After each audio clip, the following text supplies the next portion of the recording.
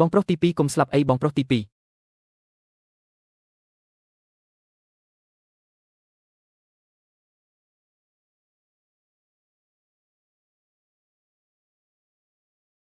តើទីនេះជាកន្លែងណាតើខ្ញុំមិនត្រូវបានឡានបុកស្លាប់ទៅហើយទេ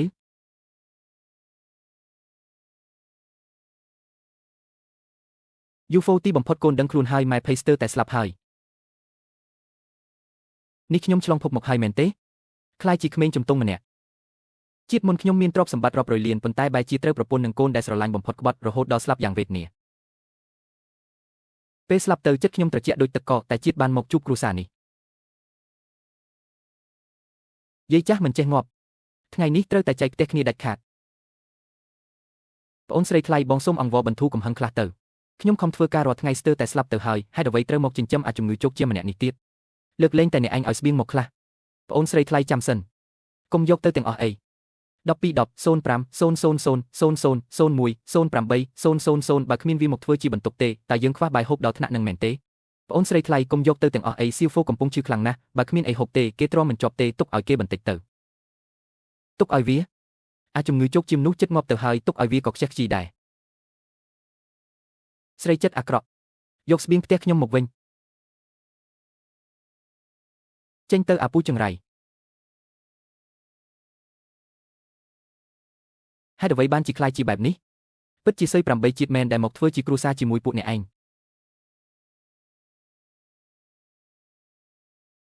ជាតិមុនខ្ញុំជួបមនុស្សមិនល្អត្រូវពួកចិត្តសត្វធាតុទាំងនោះធ្វើបាបរហូតដល់ស្លាប់តែជាតិគ្រួសារនេះល្អចំពោះខ្ញុំខ្លាំងណាស់តើឲ្យខ្ញុំដាច់ចិត្តឈរមើលពួកគាត់រងទុក្ខដោយសារខ្ញុំបានយ៉ាងម៉េចរកឃើញម្ចាស់មានមនោសញ្ចេតនាខ្លាំងចំពោះគ្រួសារប្រព័ន្ធដោះដូរទំនិញត្រូវបានដំណើរការអបអសាទរម្ចាស់ផ្ទះបានភ្ជាប់ប្រព័ន្ធដោះដូរទំនិញជោគជ័យម្ចាស់ផ្ទះអាចប្រើរបស់មានតម្លៃអ្វីក៏បានដើម្បីមកដោះដូរជាមួយប្រព័ន្ធរបស់ដែលអាចដោះដូរបានអង្គគ្រាប់ធញ្ញជាតិសាច់ជ្រូកនេះមិនមែនគ្រាន់តែជាប្រព័ន្ធដោះដូរទំនិញទេនេះគឺជាក្តីសង្ឃឹមរបស់គ្រួសារយើងទាំងមូលវាគឺជាឃ្លាំងធនធានដែលប្រើមិនចេះរីងស្ងួតរបស់ខ្ញុំតែគួរឲ្យស្ដាយផ្ទះយើងក្រហាម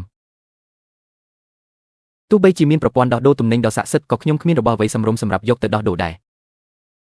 ទោះបីជាវាខ្វះបន្តិចមែនតែវានៅតែអាចហូបបានពួកកូនហូបមុនចុះចាំម៉ែចេញទៅរកបេះបន្លែព្រៃបន្ថែមទៀតបងប្រុសទី2ទ្រាំបន្តិចទៅល្ងាចនេះនឹងបានហូបបន្លែព្រៃហើយរកឃើញរបស់ដែលអាចដោះដូរបានខ្សែកព្រះម៉ែកុងស៊ីអ៊ីមសៀវលៀងអាខ្សែកនេះអាចឲ្យបងសុំមើលបន្តិចបានទេនេះម៉ែសុំពីក្នុងវត្តមកឲ្យខ្ញុំតើសៀវលៀងឯងចង់ហូបបាយធញ្ញជាតិដែលស្អាតដែរទេចង់ហូបណាស់បងនាំឯងទៅកន្លែងមួយល្អទេល្អតោះយើងប្រញាប់ទៅបងប្រុសទី2នៅមិនទាន់ដល់ទៀតមែនទេតើបាយធញ្ញជាតិនៅណាសៀវលៀងតាមពិតបងស្គាល់យីម្នាក់គាត់ថាអាចយកបាយធញ្ញជាតិមកដូរជាមួយខ្សែកនេះបានតែនេះម៉ែឲ្យខ្ញុំតើពុកនឹងម៉ែហត់នឿយណាស់រវល់ពេញមួយថ្ងៃតែហូបមិនដែលឆ្អែតឡើយសៀវលៀងឯងក៏មិនចង់ឲ្យពុកម៉ែត្រូវដាច់ពោះរាល់ថ្ងៃដែរមែនទេមិនចង់ទេបងប្រុសទី2បងយកវាទៅដូរយកអាហារចុះល្អហើយចាំបងនៅទីនេះបងទៅមួយផ្លេតនឹងមកវិញហើយ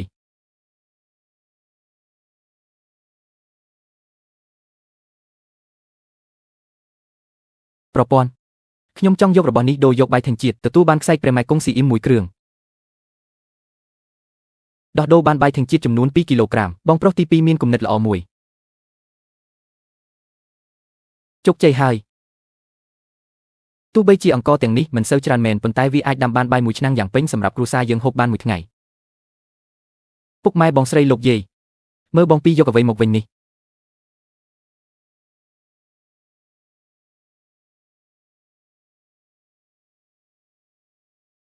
ព្រះអើយ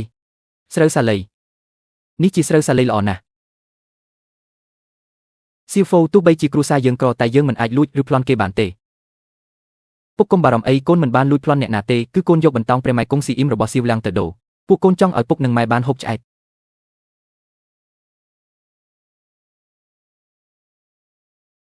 ម៉ែយប់នេះយើងកុំហូបបបរតកួនអីណាចាម៉ែនឹងទៅដាំបាយស្រូវសាលីភ្លាមគិតក្នុងចិត្តសួរគ្រាបានឲ្យខ្ញុំកើតជាថ្មីនៅទីនេះមានគ្រួសារដ៏កក់ក្ដៅបែបនេះខ្ញុំត្រូវតែការពារពួកគេឲ្យបានល្អនាំពួកគេឲ្យរស់នៅបានស្រួល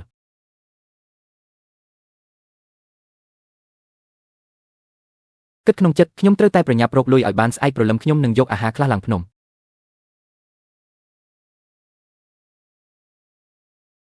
ស៊ីហ្វូកូនចង់ទៅណាម៉ែកូនចង់ទៅភ្នំជាមួយស៊ីវលៀងដើម្បីបេះបន្លែព្រៃខ្លះក្នុងព្រៃគ្រោះថ្នាក់ណាស់ត្រូវប្រយ័ត្នផងណាម៉ែទុកចិត្តចុះពួកកូននឹងប្រញាប់ទៅប្រញាប់មកវិញស៊ីវលៀងខំឡើងបងពីភ្នំនេះត្រូវបានអ្នកភូមិបេះបោចអស់ហើយតើយើងឡើងមកអាចរកឃើញអ្វីទៅ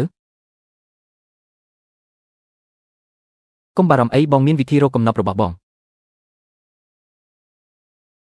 ងពីនោះគឺជាជីហ្វាងនិងនីវលីកូនអ្នកប្រមាញ់ក្នុងភូមិយើងអូយើងស្មានតែសត្វទន្សាយព្រៃតើតាមពិតគឺជាឯងសោះអាចជំងឺរ៉ាំរ៉ៃយូហ្វូមិនមែនឯងកំពុងឈឺធ្ងន់ទេអីហេតុអ្វីបានជាមកភ្នំរកងាប់បែបនេះ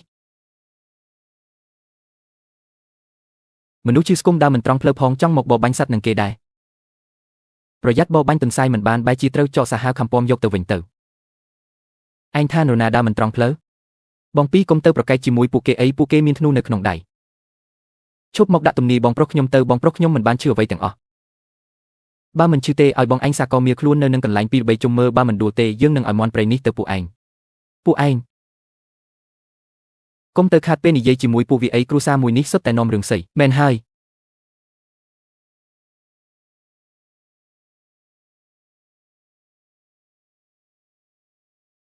សៀវលៀងកុំខឹងអីមិនអីទេចាំយើងរកបានយិនសិនយកទៅដូរលុយរស់នៅឲ្យស្រួលចាំមើលពួកគេហ៊ានសាយចំអកយើងទៀតអត់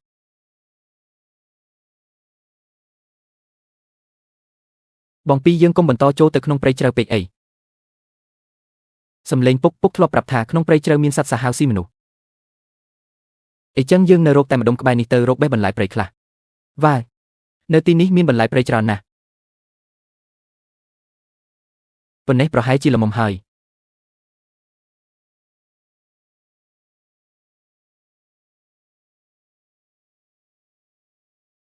នោះគឺជាមន់ព្រៃតើសៀវលៀងមើលចុះបងចាប់មន់ព្រៃបានហើយបងពីពូកែមែន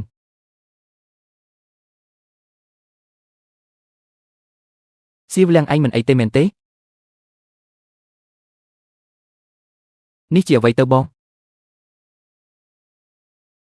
នេះគឺជាយិនសិន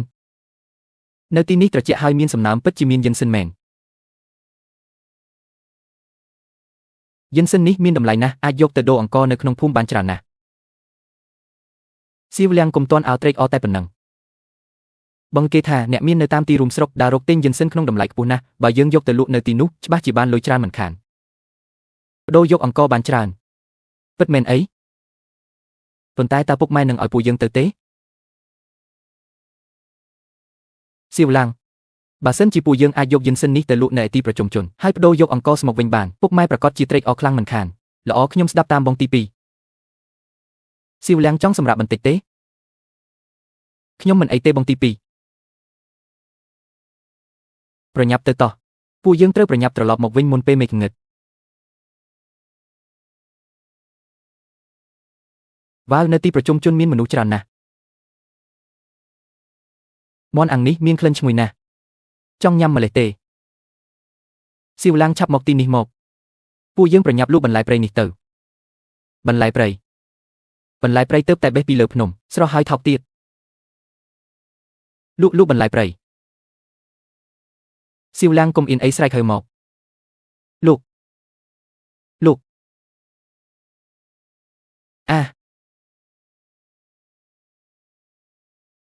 បងទី2ខ្ញុំខ្លាចឆ្កែមកពីឯងនឹងហើយទើបធ្វើឲ្យឆ្កែយើងរត់បាត់សុំទោស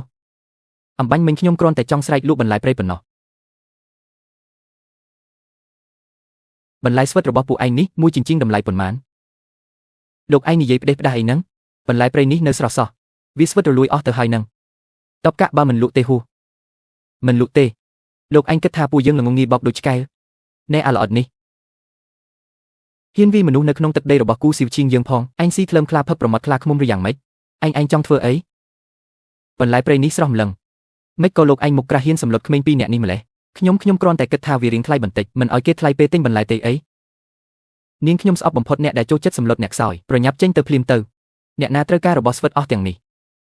យិនសិននិងបន្លែព្រៃរបស់ឯងខ្ញុំយកទាំងអស់នេះប្រាក់300កាក់ឯងយកទៅចុះនេះគឺ300កាក់ឯងយកទៅចុះ អរគុណច្រើនអ្នកនាងគួរឲ្យស្រឡាញ់ណាស់ទៅតាមបងទៅថ្ងៃក្រោយហើយបងស្រីថាឈៀងទៅបានហើយបងស្រីឈៀងមើលទៅអញដូចជាតូចជាងបងទៀតយ៉ាងណាក៏ដោយបើលើកក្រោយមានយិនសិនទៀតមកភូមិគ្រីស្ទត្រកូលគូនៅផ្លូវខាងកើតរកបងណាបែបហ្នឹងបានល្អបងស្រីឈៀងខ្ញុំឈ្មោះយូយូហ្វូហើយនេះប្អូនប្រុសខ្ញុំយូយូឡាំងនំផ្កាអាល់ម៉ុននេះពួកឯងយកទៅញ៉ាំទៅអរគុណបងស្រីឈៀងពិតជាក្មេងស្រីដែលគួរឲ្យចាប់អារម្មណ៍មែនបើពុកម៉ែដឹងថាពួកយើងរកបាន300កាក់ពួកគាត់ប្រកាសជាសប្បាយចិត្តខ្លាំងមិនខានសៀវឡាំងបងចង់បត់ជើងតូចបងទៅខាងនោះបន្តិចឯងចាំបងនៅទីនេះណាបាទប្រព័ន្ធបើកផ្ទាំងបដូរទំនិញប្រព័ន្ធបដូរទំនិញត្រូវបានបើក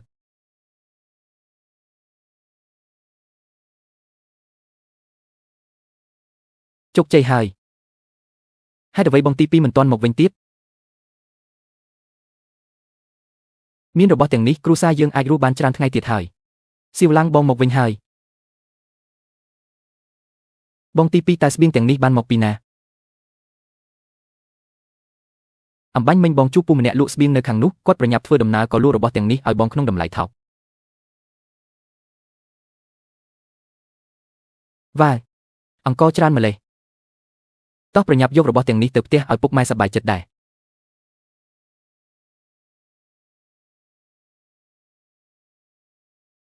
បងទី2បងទិញបានស្បៀងល្អហើយថោកទៀតបងពិតជាពូកែណាស់សៀវឡាំងតិចទៀតដល់ផ្ទះឯងត្រូវចាំប្រាប់ថាពូលក់អង្គគាត់ប្រញាប់ទៅស្រុកសែនប្រពន្ធទើបគាត់លក់ឲ្យបងក្នុងតម្លៃថោកបាទបងទី2កុំបារម្ភអីហេយប់នេះគ្មានអ្វីញ៉ាំទៀតហើយពួកយើងមកវិញហើយឪពុកម៉ែលោកយាយតើកូនទៅណាខ្លះហ្នឹងម៉ែបារម្ភស្លាប់ហើយម៉ែពួកខ្ញុំមិនអីទេមើលសិនទៅថាពួកខ្ញុំទិញបានរបស់ល្អអ្វីខ្លះគឺជាអង្គសម្រូបមែនទេថ្ងៃនេះខ្ញុំនឹងសៀវលាងឡើងភ្នំជីកបានយិនសិនមួយដើមយកទៅលក់ក្នុងក្រុងបាន200កាក់យិនសិន200កាក់មិនត្រឹមតែប៉ុណ្្នឹងទេពេលត្រឡប់មកវិញបានជួបអ្នកលក់ដូរម្នាក់ប្រញាប់ទៅស្រុកគាត់ចង់លក់ចេញឲ្យអស់ខ្ញុំក៏យកលុយ200កាក់នោះទិញបានអង្ករ10គីឡូពោត5គីឡូដំឡូងជ្វា5គីឡូនិងសណ្តែក3គីឡូសៀវលាងតារឿងដែលបងទី2ឯងនិយាយជាការពិតទេបាទលោកពូម្នាក់នោះគាត់ប្រញាប់ណាស់ពេលទទួលបានលុយហើយគាត់ក៏រត់ទៅបាត់ស្រមោលតែម្ដងកូនទាំងពីរពិតជាកូនល្អរបស់ម៉ែមែន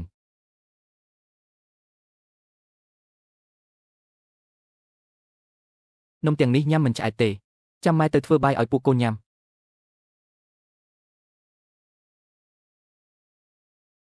ពុកម៉ែហេតុអ្វីមិនឃើញបងស្រីធំបងស្រីឯងនាងទៅផ្ទះប្តីនាងវិញហើយសៀវហ្វូឯងឈឺអស់ជាច្រើនឆ្នាំមកនេះគ្រូសាយើងជំពាក់បំណុលគេវ៉ាន់ដុកខាងប្តីបងស្រីឯងគេមើលងាយថាយើងក្រគេចង់លេងលេះជាមួយនាងពុកម៉ែទៅថ្ងៃមុខពួកយើងចិញ្ចឹមបងស្រីធំទៅបងស្រីល្អយ៉ាងនេះទៅថ្ងៃមុខខ្ញុំនឹងរកលុយមកចិញ្ចឹមគាត់សៀវហ្វូកូននិយាយពិតមែនឬបាទខ្ញុំវីយូហ្វូសូមស្បត់ថានឹងមិនឲ្យបងស្រីធំពិបាកទៀតឡើយកុំបារម្ភអីខ្ញុំនឹងធ្វើឲ្យអ្នករាល់គ្នាមានជីវភាពធូរធារពុកខ្ញុំគិតឃើញវិធីរកលុយដ៏ល្អមួយតើអ្នកធ្លាប់ពីឈ្មោះទៅហ៊ូស្អុយទេយកទៅហ៊ូដែលផ្អាប់ទុកដាក់ចូលក្នុងខ្ទះចៀនឲ្យឡើងពណ៌មាសរួចស្រោចទឹកជ្រលក់រូបមន្តសម្ងាត់ពីលើវានឹងក្លាយជាអាហារដ៏ឆ្ងាញ់លើសពីអាហារភ្នំទៅទៀតសៀវហ្វូទៅហ៊ូត្រូវតែទន់ទើបឆ្ងាញ់របស់ស្អុយបែបនេះតើញ៉ាំកើតទៅកើតពុកម៉ែថ្ងៃនេះពេលខ្ញុំទៅក្នុងក្រុងគឺគេនិយាយថាមានអ្នកនៅភូមិតាមមាត់សមុទ្រកំពុងផលិតទៅហ៊ូស្អុយនេះហើយទៅហ៊ូនោះក្លិនវាស្អុយតែញ៉ាំទៅឈ្ងុយខ្លាំងណាស់បងទី2បងនិយាយស្មុគស្មាញម្លេះចុះបើធ្វើខូចតើធ្វើម៉េចទៅគឺមកពីវាពិបាកធ្វើនឹងហើយទើបអាចលក់បានថ្លៃចាំពេលយើងរកលុយបានយើងនឹងបដូរទៅនៅផ្ទះធំទៅទទួលបងស្រីធំមកផ្ទះវិញដើម្បីរស់នៅជុំគ្នាឲ្យមានក្តីសុខល្អហើយតែហ៊ូស្អុយនឹងគេធ្វើរបៀបម៉េចខ្ញុំម្នាក់ក្រៅតំបន់និយាយថាយកសណ្តែកសៀងប្រឡាក់អំបិលមកស្ងោរឲ្យពុះរួចដាក់សារធាតុម្យ៉ាងផ្អាប់ទុកកន្លះខែបន្ទាប់មកយកទៅហ៊ូដាក់ត្រាំទឹកផ្អាប់នោះកន្លះថ្ងៃទៀតត្រូវហើយគឺបែបនឹងឯងល្អអីចឹងតាមសៀវហ្វូចុះសៀវហួរតាផ្ទះយើងនៅសល់លុយប៉ុន្មាន10កាក់ស្អែកពុកនឹងទៅផ្សារទិញសណ្តែកសៀងមកធ្វើទៅហ៊ូពុកយើងទិញតែ5កាក់សិនទៅចាំមើលលក់ដាច់ចាំគិតទៀតបាទ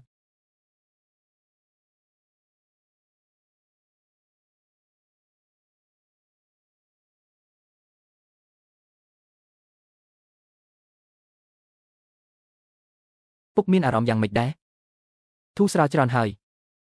តើយិនសិនក្នុងឆ្នាំនេះបានមកពីណាកូនទិញពីក្មេងម្នាក់នៅភូមិក្បែរនេះគេឈ្មោះយីយើហ្វូអាយុប្រហែលកូនដែរគេថាជីកបានពីលើភ្នំស្ទើរតែធ្លាក់ជ្រុះទៅហើយក្មេងតូចសោះតែមានចិត្តក្លាហានដល់ថ្នាក់នេះមិនអន់ទេយិនសិននេះបានជួយសង្គ្រោះជីវិតពុកលើកក្រោយបើបានជួបគេទៀតកុំភ្លេចជូនកាដូអគុណដល់គេផងចាស់សកូននឹងធ្វើតាម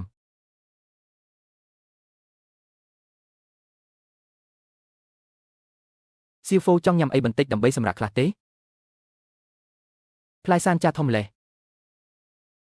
ថៅកែសុំមួយដោតនេះយកចុះញ៉ាំទៅញ៉ាំរួចចាំទៅធ្វើការងារបន្តពុកយើងញ៉ាំជុំគ្នាទៅ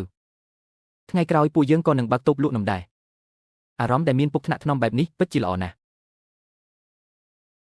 ភ្ញៀវអញ្ជើញមើលសណ្ដែកនេះសិនសណ្ដែកសៀងនេះលក់យ៉ាងម៉េចដែរលោកឪពុកនៅខាងនោះមានគេកំពុងមើលរឿងអ៊ូអរណាស់កូនក៏ចង់ទៅមើលដែរអញ្ចឹងឯងកុំរត់ផ្ដេសផ្ដាស់ណាចាំនៅត្រង់នោះហើយបាទយឺតកុំឲ្យដួល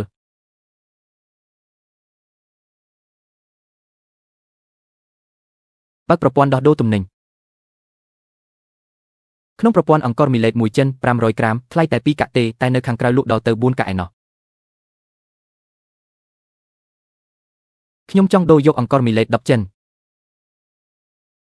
បានដូរយកអង្គរមីលេត10ចិនជូនម្ចាស់រួចរាល់ហើយយករបស់នេះទៅលក់ដើម្បីយកលុយមកទិញអង្គរសូមលោកមេត្តាជួយអ្នកកំសត់ផងចុះអ៊ំប្រុសទី2របស់ខ្ញុំឈឺធ្ងន់ណាស់ត្រូវការលុយជាប្រញាប់ដើម្បីទិញថ្នាំព្យាបាលជំងឺសូមចិត្តបុណ្យជួយទិញអង្គរមីលេត10ចិននេះផង4កាក់ក្នុង1ចិនគួរឲ្យអាណិតណាស់ចាំខ្ញុំជាអ្នកទិញចុះអរគុណបងប្រុសនេះយកទៅអរគុណបងប្រុស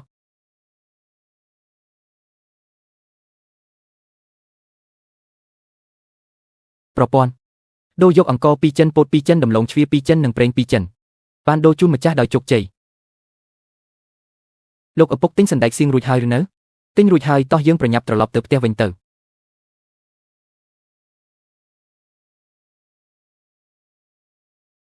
ចាប់ផ្ដើមធ្វើតាហ៊ូទៅ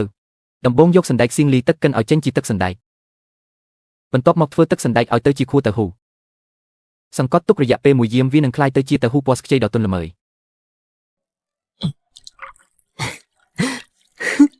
ចុងក្រោយផ្អាប់ទុកកន្លះថ្ងៃជាការស្រេចសៀវហ្វូពូកែមែនចាំបានលុយមកយើងនឹងអាចទៅទទួលសៀវយានមកផ្ទះវិញបានហើយ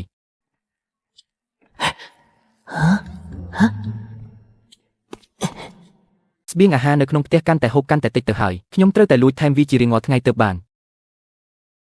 ប្រព័ន្ធជួយយកពោត1ចិនមកឲ្យខ្ញុំបន្តិចម៉ែប្រហែលជាមិនដឹងទេមិនក៏មានអារម្មណ៍ថាស្បៀងអាហារនៅក្នុងផ្ទះហូបមិនចេះអស់សោះអញ្ចឹងម៉ែផ្ទះយើងប្រហែលជាមាននាងខ្យងជួយទេដឹងព្រះពុទ្ធជួយផងសូមឲ្យធ្វើបានសម្រេចធំក្លិនចម្លែកអីហ្នឹងស្អុយណាស់នេះវាដុះផ្សិតហើយតាពុកម៉ែកុំភ័យអីប្រញាប់ភ្លុកមើលទៅហ៊ូស្អុយនេះឈ្ងុយណាស់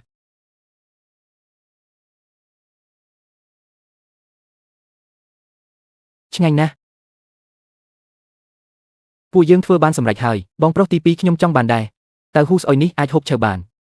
ហើយក៏អាចចំហុយឲ្យឆ្អិនហូបបានដែរបើដកទៅបំពង់ប្រេងវិញគឺរឹតតែឆ្ងាញ់លើសលប់ទៅទៀតនេះជាប្រេងដែលបងស្រីទិញយិនសិនម្នាក់នោះឲ្យមកកាលពីខ្ញុំទៅទិញសណ្ដែកសៀងលើកមុនពួកយើងមកសាកធ្វើតាហ៊ូបំពង់ឥឡូវនេះតែម្ដងទៅឆ្ងាញ់ណាស់ខាងក្រៅស្រួយខាងក្នុងទន់ឈ្ងុយខ្លាំងណាស់នេះវាឈ្ងុយពេកហើយដឹងបើយកទៅលក់នៅឯទីប្រជុំជនច្បាស់ជាមានអ្នកដណ្ដើមគ្នាទិញមិនខានចុះបើលក់តើលក់តម្លៃប៉ុន្មានទៅល្អសណ្ដែកសៀង2ចិនអស់6កាក់ធ្វើបានតាហ៊ូស្អុយ4ចិនគ្រឿងផ្សំអស់2កាក់ហើយនៅមានប្រេងទៀតឬមួយក៏យើងលក់ថ្លៃបន្តិចទៅលក់1ចិន6កាក់ទៅ6កាក់តើវាថ្លៃពេកទេដឹងម៉ែនិយាយត្រូវហើយពួកត្រូវលក់ធូរថ្លៃដើម្បីឲ្យដាច់បានច្រើនលក់1ចិន4កាក់គឺល្អបំផុតធ្វើបែបនេះទោះបីជាអ្នកក្រក៏អាចមានលទ្ធភាពទិញតាហ៊ូស្អុយបំពង់របស់យើងហូបដែរព្រមស្អែកខ្ញុំនឹងយកទៅលក់នៅឯទីប្រជុំជនខ្ញុំទៅដែរឆ្លៀតឱកាសជួបបងស្រីត្រកូលគូដែលទិញយិនសិនលើកមុនផងអញ្ចឹងខ្ញុំក៏ទៅដែរល្អហើយចាំពួកយើងរកលុយបានពួកយើងនឹងទៅទទួលបងស្រីធំត្រឡប់មកវិញសៀវហ្វូសៀវឡាំងពួកឯងមកជួយស្រែកលក់ទៅ អ្នកទាំងអស់គ្នាប្រញាប់មកមើលតើហ៊ូស្អុយបំពងទៅនឹងធ្វើថ្មីពណ៌លឿងស្រួយហើយទន់ល្អណាស់ឆ្ងាញ់ខ្លាំងរកលេខដាក់គ្មានទេតើហ៊ូស្អុយបំពងតើហ៊ូនេះខូចហើយតាដឹងមីងជួយទិញមួយដុំទៅភ្លក់មើលទៅបើមិនឆ្ងាញ់ទេពួកយើងនឹងសងលុយវិញមួយដុំតម្លៃប៉ុន្មាន4កាក់មួយចិនបាន8ដុំខូចទៅហើយនៅលក់ថ្លៃដល់ថ្នាក់នឹងទៀតមិនទិញទេបោកប្រាស់ច្បាស់ណាស់ប៉ុន្តែគ្រាន់តែការផលិតរបស់ពួកយើងគឺត្រូវចំណាយពេលអស់មួយខែណោះលក់ថ្លៃបន្តិចក៏សមហេតុផលដែរតាត្រូវទេអ្នកទាំងអស់គ្នាទៅហ៊ូស្អុយបំពងមានការភ្លក់ដោយសេរីមិនគិតថ្លៃទេអ្នកទាំងអស់គ្នាមិនបាច់ឲ្យលុយទេគ្រាន់តែជួយមកគាំទ្រទៅបានហើយមានរឿងល្អបែបនេះផងតើអាចហូបបានមែនអត់នឹងអ្នកណាថាហូបមិនកើតអញ្ចឹងខ្ញុំសូមប្រថុយជីវិតភ្លក់មើលមួយទៅចុះវ៉ានេះជាអាជីរោសដ៏អស្ចារ្យលើលោកមែនវាឈ្ងុយខ្លាំងណាស់ខ្ញុំសូម2ដុំទៀតនេះ1កាក់ខ្ញុំក៏យកដែរអរគុណអ្នកទាំងអស់គ្នាស្វាគមន៍អ្នកទាំងអស់គ្នាម្ដងទៀតនៅថ្ងៃស្អែកល្អណាស់មានរបស់ល្អបែរជាមិនហៅខ្ញុំសោះអញ្ចឹងបងស្រីឈីងបងមកហើយហេនិយាយមកតើឯងចង់សងជំងឺចិត្តខ្ញុំបែបណាវិញសៀវហ្វូកញ្ញាម្នាក់នេះគឺពុកគាត់ជាកញ្ញាត្រកូលគូដែលទិញយិនសិននោះអីជំរាបសួរលោកអ៊ំខ្ញុំជារបស់សៀវហ្វូបងស្រីធររួមស្ពតគូសៀវឈីងបងស្រីធំមានក្លិនអីស្អុយម្លេះបងស្រីឈីងនេះជាតៅហ៊ូស្អុយបំពងដែលខ្ញុំធ្វើធំក្លិនស្អុយតែហូបទៅគឺឈ្ងុយណាស់បងសាកភ្លក់មើលទៅ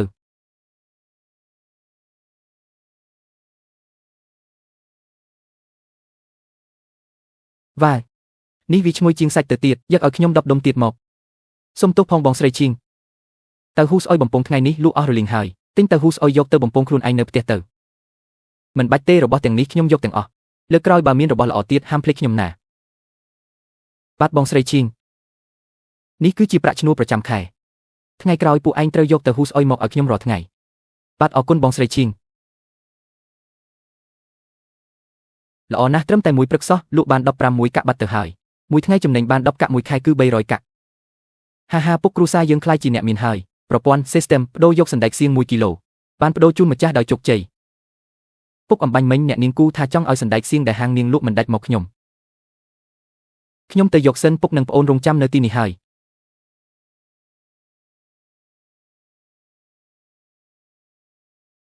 ប្រព័ន្ធ system ខ្ញុំចង់បានសណ្ដែកសៀង1គីឡូបានសណ្ដែកសៀងមកដល់ដៃហើយមិនបានជាសៀវហ្វូមិនទាន់ត្រឡប់មកវិញទៀតពុកខ្ញុំយកសណ្ដែកសៀងមកបានហើយក្មេងស្រីម្នាក់នេះពិតជាចិត្តទូលីមែនថ្ងៃក្រោយកុំភ្លេចអរគុណគេផងនេះគឺជាលុយដែលលក់បានថ្ងៃនេះមិននឹកស្មានថាពិតជារកលុយបានមែនថ្ងៃក្រោយពួកយើងពឹងផ្អែកលើមុខរបរលក់ទៅហ៊ូស្អុយនេះដើម្បីចិញ្ចឹមជីវិតហើយបងទី2ពិតជាពូកែមែនមិននឹកស្មានថាបានរាប់អានបងស្រីឈីងដែលចិត្តទូលីបែបនេះសោះពុកម៉ែខ្ញុំមានគំនិតមួយពួកយើងទៅតាំងហាងនៅទីប្រជុំជនរាល់ថ្ងៃទាំងនឿយហត់ហើយប្រាក់ចំណេញក៏តិចទៀតគួរតែទៅផ្សព្វផ្សាយនៅតាមផ្ទះសំណាក់ឬហាងតែទីនោះមានមនុស្សច្រើនការលក់ច្បាស់ជាដាច់ច្រើនជាងសៀវហ្វូនិយាយត្រូវភ្ញៀវនៅទីនោះភាគច្រើនសុទ្ធតែជាអ្នកមានយើងក៏អាចដំឡើងថ្លៃលក់បានច្រើនដែរកូនពុកពិតជាឆ្លាតមែនប្រញាប់ធ្វើថែមប៉ុន្មានគីឡូទៀតយកទៅលក់ទៅវ៉ាតើហ៊ូស្អុយធ្វើរួចរាល់ហើយពួកឯងធ្វើដំណើរតាមផ្លូវប្រយ័ត្នផងកុំឲ្យប៉ះទង្គិចខូចទៅហ៊ូអស់បាទ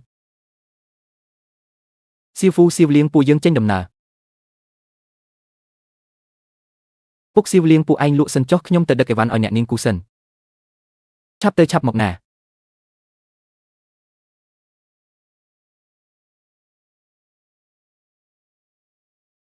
បងស្រីឈីងខ្ញុំយកតែហ៊ូមកឲ្យទីបំផុតក៏មកដល់ពុកខ្ញុំម្សិលមិញហូបអស់សរសើរមិនដាច់មាត់ថាឆ្ងាញ់ជាងសាច់ទៅទៀតនេះគឺជាលុយកក់បងស្រីធំខ្ញុំថ្ងៃនេះត្រូវត្រឡប់ទៅភូមិគ្រឹះវិញចាប់ពីថ្ងៃស្អែកទៅឯងត្រូវដឹកមកឲ្យបន្ថែម1គីឡូទៀតបាទអរគុណបងស្រីឈីងជួបគ្នាថ្ងៃស្អែក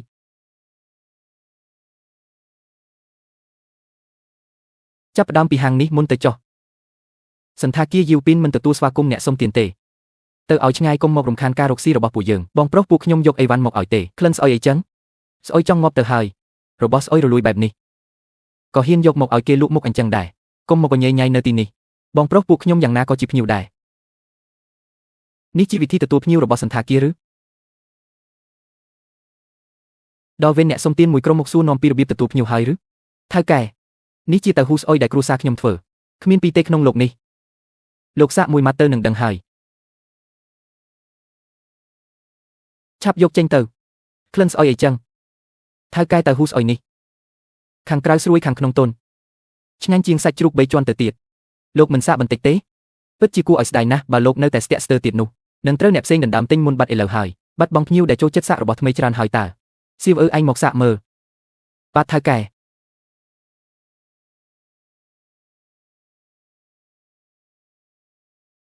នេះក៏ឈ្ងុយពេកហើយតើឆ្ងាញ់ណាស់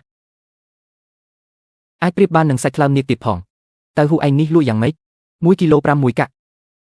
ថ្លៃណាស់5កាក់បានទេអត់លោកបើដំអូនថាថ្លៃខ្ញុំទៅហើយយោហ្វូមិនក៏ឯងមកទីនេះបងស្រីឈៀងពួកយើងមកផ្សព្វផ្សាយលក់ទៅហ៊ូស្អុយបំពងចំពេលដែលបងស្រីធំរបស់ខ្ញុំត្រឡប់មកវិញល្មមចុងភៅនៅក្នុងភូមិគ្រឹះមានជំងឺហើយពួកយើងមកញ៉ាំអីនៅភោជនីយដ្ឋានពួកឯងចូលមកជាមួយខ្ញុំមកអាប្រុសម្នាក់នេះមិននឹកស្មានថាស្គាល់កូនស្រីលោកមេស្រុកគូសោះលោកពុកយិនសិនដែលលោកពុកញ៉ាំកាលពីលើកមុនគឺយូហ្វូជាអ្នកបេះពីលើភ្នំមកនឹងណាប្អូនប្រុសយូហ្វូពិតជាក្មេងមានសមត្ថភាពមែននេះរត់ទៅយកទៅហ៊ូស្អុយបំពងរបស់ហាងឯងមកមួយចានមកទៅហ៊ូស្អុយបំពងជាម្ហូបដែលខ្ញុំចូលចិត្តបំផុតមិននឹកស្មានថាសំបីតែលោកមេស្រុកគូក៏ចូលចិត្តទៅហ៊ូស្អុយបំពងខ្លាំងយ៉ាងនេះដែរលោកពុកម្ហូបមួយមុខនេះកំពុងតែល្បីលក់ដាច់ខ្លាំងណាស់នៅតាមផ្លូវមិនយូរប៉ុន្មានទេមនុស្សពេញមួយទីរួមស្រុកមុខជាដណ្ដើមគ្នាទិញមិនខានហើយក៏មិនដឹងថាភោជនីយដ្ឋានណាឡើយនឹងដណ្ដើមយកទៅធ្វើជាមុខម្ហូបប្រចាំហាងនេះជាឱកាសជំនួញធំណាស់បើខ្ញុំបណ្ដោយឲ្យរបូតឱកាសនេះមុខជាខាត់ធំមិនខានប្អូនប្រុសយូហ្វូគឺមកពីខ្ញុំមានភ្នែកតែមើលមិនធ្លុះ5មួយវិនមួយចិនខ្ញុំទិញហើយឥឡូវឡើងថ្លៃហើយ8វិនមួយចិនបាត់8វិនក៏8វិនដែរជួយជូនឲ្យពួកយើង5ចិនរាល់ថ្ងៃផងបាទអរគុណថៅកែយូហ្វូពួកយើងពិតជាលក់ដាច់មែនតើមួយថ្ងៃ5ចិនចំណេញ25វិនមួយខែអាចរកបានដល់ទៅ750វិនឯណោះមិនទាន់អស់ទេមើលនរណាមួយធំមកហើយប្អូនប្រុសយូហ្វូខ្ញុំចង់កំងទៅហ៊ូស្អុយទុកមុនសម្រាប់រយៈពេល3ខែខ្ញុំក៏យក5ចិនរាល់ថ្ងៃដែរទៅហ៊ូស្អុយ5ចិនអ្នកទាំងអស់គ្នាសូមមកម្ដងម្នាក់លើកនេះរបបរកស៊ីរបស់គ្រួសារខ្ញុំចាត់ទុកថាជោគជ័យហើយព្រះអើយលុយច្រើនដល់ថ្នាក់នេះផង9 10មិននឹកស្មានថាចំណេញបានដល់ទៅ10ដំឡឹងពេញសោះពួកយើងមិនត្រឹមតែលក់ដាច់ទេថែមទាំងលក់បានតម្លៃខ្ពស់យ៉ាងនេះទៀតទីបំផុតអាចទៅទទួលស៊ីវយ៉ានមកផ្ទះវិញបានហើយនេះគ្រាន់តែជាការចាប់ផ្ដើមប៉ុណ្ណោះខ្ញុំប្រកាសជាធ្វើឲ្យគ្រួសារយើងរស់នៅកាន់តែធូរធារឡើងពួកយើងត្រូវតែកិនតែហ៊ូទាំងយប់ហើយបើមិនអញ្ចឹងទេប្រគល់ទំនិញឲ្យគេមិនទាន់តាមការកំងឡើយនៅផ្ទះមានសណ្ដែកសៀងស្តុកទុកតែ30ចិនប៉ុណ្ណោះគឺមិនគ្រាន់តតែសោះត្រូវតែទៅទិញថែមទៀតទើបបានពុកកុំទាន់ទិញអីបងស្រីស៊ីវឈីនិយាយថាទៅថ្ងៃមុខជារៀងរាល់ថ្ងៃគាត់នឹងយកសណ្ដែកសៀងដែលលក់មិនដាច់ក្នុងហាងធេងជាតិលក់ឲ្យពួកយើងក្នុងតម្លៃពាក់កណ្ដាលពិតជាល្អណាស់ស៊ីវហ្វូពិតជាតារាសំណាងរបស់ពួកយើងមែនឥឡូវនេះជារៀងរាល់ថ្ងៃខ្ញុំលក់បន្តថេងជាតិនិងពងមាន់អាចរកចំណូលបាន30វិនក្នុងមួយខែអាចរកបាន1ដំឡឹងបើខំប្រឹងបន្តពី3ខែទៀតច្បាស់ជាអាចសង់ផ្ទះធំមួយឲ្យគ្រួសារយើងមិនខានប្រញាប់មកកិនទៅហ៊ូទៅ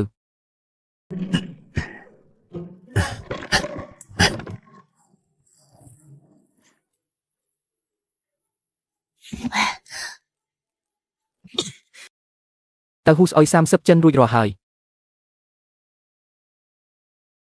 សៀវហ្វូបន្តិចទៀតខ្ញុំទៅដឹកអីវ៉ាន់ឲ្យគេហើយឯងនឹងសៀវឡាងទៅផ្សារទិញសាច់ខ្លះទៅសៀវឡាងឯងចង់ហូបសាច់ឬក៏មាន់ខ្វៃមាន់ខ្វៃអញ្ចឹងពួកយើងទិញមាន់ខ្វៃមួយក្បាលយកទៅផ្ទះទៅ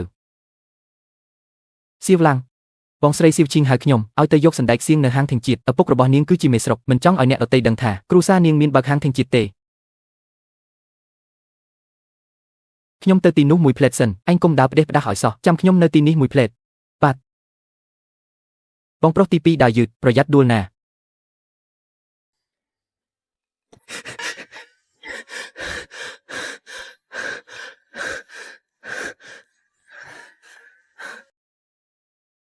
បដូរយកមាន់សាច់មួយក្បាលនិងសណ្ដែកសៀង2ចិនការបដូរបានជោគជ័យ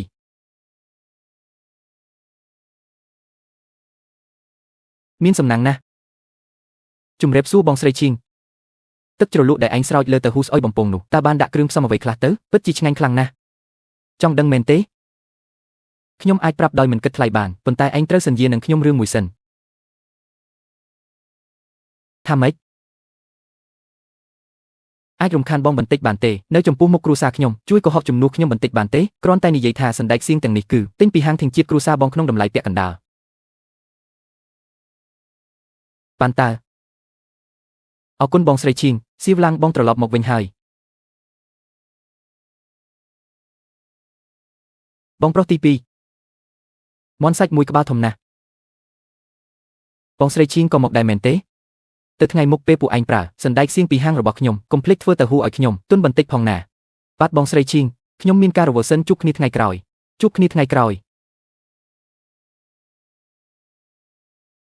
សៀវឡាំងសណ្ដែកសៀងបងក៏បានយកមកហើយដែរពួកយើងប្រញាប់ទៅជួបពុកទៅចាំបន្តិចទៀតប្រាប់ពុកផងណាថាសណ្ដែកសៀងគឺបងស្រីឈៀងយកមកឲ្យដោយផ្ទាល់ដៃណាដឹងហើយបងប្រុសទី2ផ្ទះយើងមិនបានហូបសាច់យូរហើយបើពុកនឹងម៉ែឃើញសាច់មាន់នេះមិនដឹងជាសប្បាយចិត្តខ្លាំងប៉ុណ្ណាទេបានហូបសាច់មាន់ហើយ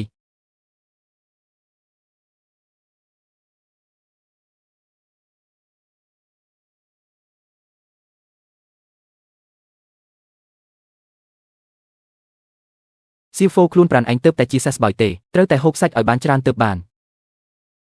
យកបាយទៅជូនលោកយាយរួចរាល់ហើយនេះក៏ដោយសារតែសៀវហ្វូដែរទើបផ្ទះយើងមានសំណាងបែបនេះគួរឲ្យស្ដាយដែលសៀវយ៉ានមិននៅមិនដឹងថាបងស្រីធំរបស់ឯងល្ងាចនេះបានហូបអីទេសៀវធានប្រញាប់មកទីនេះមកបងថ្លៃធំខ្ញុំធំក្លិនសាច់ឈ្ងុយចេញពីក្នុងផ្ទះបងអូហូពិតជាកំពុងហូបសាច់មែនតើអាំងអីគ្រួសារពួកគេបានហូបសាច់ឯពួកយើងបានត្រឹមតែហូបស៊ុបបន្លែព្រៃសៀវធានកំពុងតែលូតលាស់រាងកាយផងបងថ្លៃធំមានសាច់ហូបសោះមិនគិតគូរដល់ក្មួយបន្តិចសោះប្អូនថ្លៃស្រីកាលពីមុនអញវីគេវីអញដើម្បីសុំចែកផ្ទះឥឡូវនេះបែរជាមកសុំសាច់ហូបទៅវិញមិនគិតថាវាហួសហេតុពេកទេហីធ្វើមនុស្សកំណាញ់ធ្វើជាបងមានសាច់ហូបសោះបែរជាមិនចែកឲ្យប្អូនប្រុសសោះប្អូនថ្លៃអញកុំមករករឿងរញ៉េញ៉ៃមិនដឹងខុសត្រូវទៀតអីរបស់អីហ្នឹងមិនក៏ធំក្លិនស្អុយម្លេះម៉ែកូនមិនចង់ស៊ីសាច់ផ្ទះពួកគេទេពួកយើងប្រញាប់ទៅវិញទៅមិនបានទេថ្ងៃនេះបើមិនបានសាច់គឺមិនទៅដាច់ខាតប្អូនថ្លៃអញពិតជាក្រាស់មុខណាស់ថ្ងៃនេះខ្ញុំមិនខ្វល់ពីមុខមាត់ចាស់នេះទៀតទេយកមកនេះមកឯងម៉ែមិនក៏ម៉ែក្រោកឡើងមកអញ្ចឹង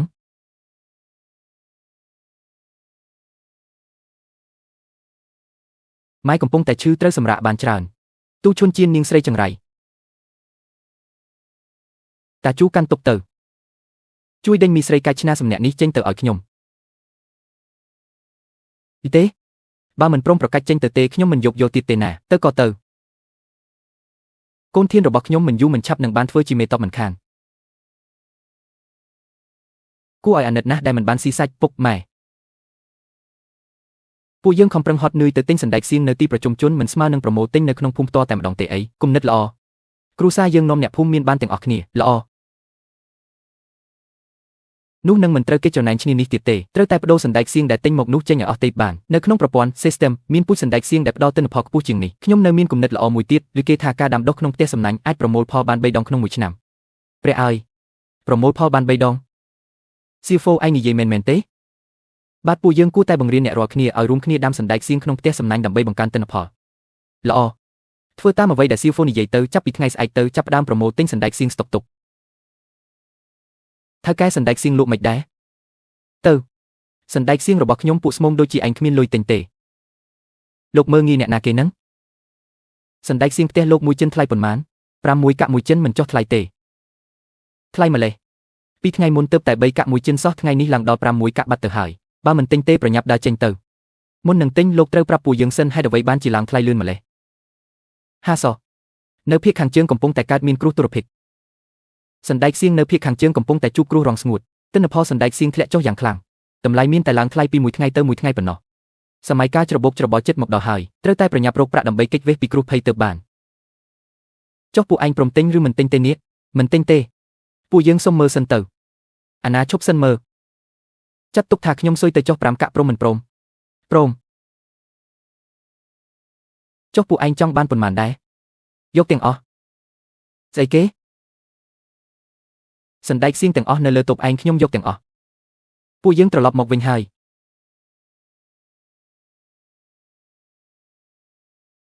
លោកឪពុកបងប្រុសទី2ពួកអ្នកប្រញាប់មើលចុះខ្ញុំធ្វើរោងកៅស៊ូប្រេងរួចរាល់ហើយហេធ្វើបានល្អណាស់ចាប់ផ្ដើមដាំសណ្ដែកសៀងក្នុងរោងធំភ្លាមទៅបាទមុននឹងធ្វើរឿងនឹងខ្ញុំត្រូវទៅរកបងថ្លៃធំដើម្បីទិញដីមួយកន្លែងសិនគឺនៅទីនេះហើយចាប់ផ្ដើមទៅបាទ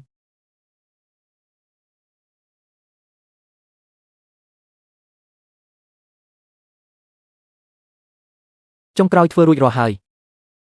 ប្អូនប្រុសទី3ទីនេះហើយជាកន្លែងពិសោធន៍របស់ពួកយើងប្រញាប់មើលអាពីរអ្នកកូនក្មេងផ្ទះត្រកូលអ៊ីនឹងកំពុងធ្វើអីហ្នឹងធ្វើអាចកំបាំងលាក់លៀមបិទបាំងមិនឲ្យគេមើលសោះអូអាណូហ្វូផ្ទះអញទិញដីថ្មីទៀតហើយហីបាតគ្រោងនឹងដាំសណ្ដែកសៀងបន្តិចបន្តួចកុំឲ្យពិបាកទិញគេពេក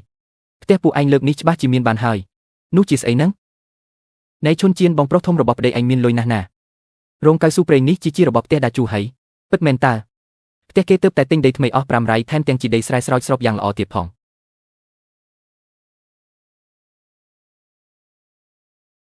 អាអ៊ីដាជូអញជាមនុស្សមិនបានការមានរឿងអីទៀតហើយផ្ទះបងប្រុសធំរបស់ឯងទាំងបានស៊ីមន់ទាំងបានទិញដីចំណែកឯងវិញនៅតែដណ្ដើមគ្នាស៊ីស៊ុបបន្លែព្រៃមួយម៉ាត់ហ្នឹង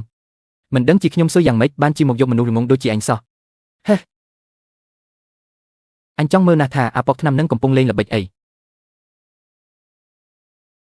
ថ្ងៃនេះព្រោះក្របពូជរួចហើយតែពីថ្ងៃទៀតវានឹងដុះពន្លកហើយបងប្រុសទី2ពូកែណាស់មិននឹកស្មានថាអាចរកបានសណ្ដែកសៀងពិសេសដែលប្រើពេលតែ3ខែអាចហុចផលហើយផ្ដល់ទិន្នផលខ្ពស់ជាងមុនដល់ទៅ5 ដងសោះសណ្ដែកសៀងពិសេសតោះប្រញាប់ទៅផ្ទះហូបបាយទៅឈប់សិន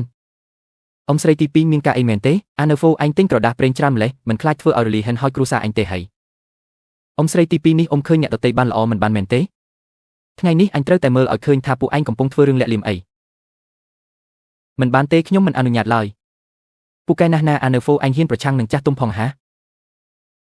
ចាស់ទុំហើយយ៉ាងម៉េចនេះជាដីស្រែរបស់ផ្ទះខ្ញុំមិនឲ្យអ៊ំចូលទេឯងរោងកំសាកបែបហ្នឹងនរណាគេចង់ខ្វល់ទៅចាំមើលអញអាចដាំបានស្អីចេញមកហេថៅកែពួកយើងយកអីវ៉ាន់មកប្រគល់ជូនហើយលំបាកអ្នកទាំងពីរហើយនេះជាតៅហ៊ូស្អុយចំនួន5 គីឡូអូហូឈ្មោះប្លែកមែនទែនតំណែងល្អថៅកែលោកសេដ្ឋីហួងដែលជាអ្នកមានបំផុតប្រចាំក្រុងយើងអញ្ជើញមកដល់ហើយគាត់ចង់កក់កំងអាហារចំនួន10 តុព្រះអើយដល់ទៅ10 តុឯណោះសូមយកមុខម្ហូបដែលល្អបំផុតប្រចាំហាងអ្នកមកទាំងអស់មកបាទព្រះតិចព្រះគុណក្រៅពីនេះខ្ញុំចង់បានមុខម្ហូបមួយមុខដែលមានភាពច្នៃប្រឌិតថ្មីប្លែកដែលអាចធ្វើឲ្យភ្ញៀវគិតយូរទាំងអស់ញ៉ាំហើយជក់ចិត្តដល់អារម្មណ៍មិនអាចបំភ្លេចបាន2300 01 26 700 27 500 រឿងនេះលោកសេដ្ឋីហួងខ្ញុំសូមណែនាំទៅហ៊ូស្អុយបំពងប្រចាំគ្រួសារខ្ញុំពិតមែនហើយមុខម្ហូបមួយមុខនេះច្បាស់ជាត្រូវមាត់លោកសេដ្ឋីមិនខានហេខ្ញុំធ្លាប់រំលឹកថាទៅហ៊ូនេះមានគេដណ្ដើមគ្នាទិញផ្អើលពេញផ្លូវថ្ងៃនេះខ្ញុំត្រូវតែសាកផ្លឹកមើលបន្តិចថាតើវាមានរសជាតិបែបណាទៅវិញរសជាតិនេះពិតជាអ្វីដែលខ្ញុំចង់បានមែនអស្ចារ្យណាស់រំខានប្អូនប្រុសផងថ្ងៃទី15 ខែនេះជួយដឹកជញ្ជូន20 គីឡូទៅភូមិគ្រឹះខ្ញុំផងបាទពួកយើងនឹងប្រគល់ជូនឲ្យទាន់ពេលវេលាជាក់ជាមិនខានល្អណាស់លោកសេដ្ឋីហួងគាត់គឺជាបងប្រុសបង្កើតរបស់លោកចៅហ្វាយខេតណាមានមុខមានមាត់ជាមនុស្សធំអ្នករាល់គ្នាចងចាំត្រូវប្រុងប្រយ័ត្នកុំបារម្ភអីទុកលើខ្ញុំចុះវ៉ាវឈ្ងុយណាស់ខ្ញុំចង់ញ៉ាំភ្លៅមាន់បងប្រុសទី2ឯងខ្សោយទុកភ្លៅមាន់ឲ្យគាត់ញ៉ាំទៅម៉ែសៀវលៀង2ថ្ងៃនេះដាំសណ្ដែកសៀងហត់នឿយណាស់ចែកឲ្យគាត់មួយទៅល្អម្នាក់មួយចុះ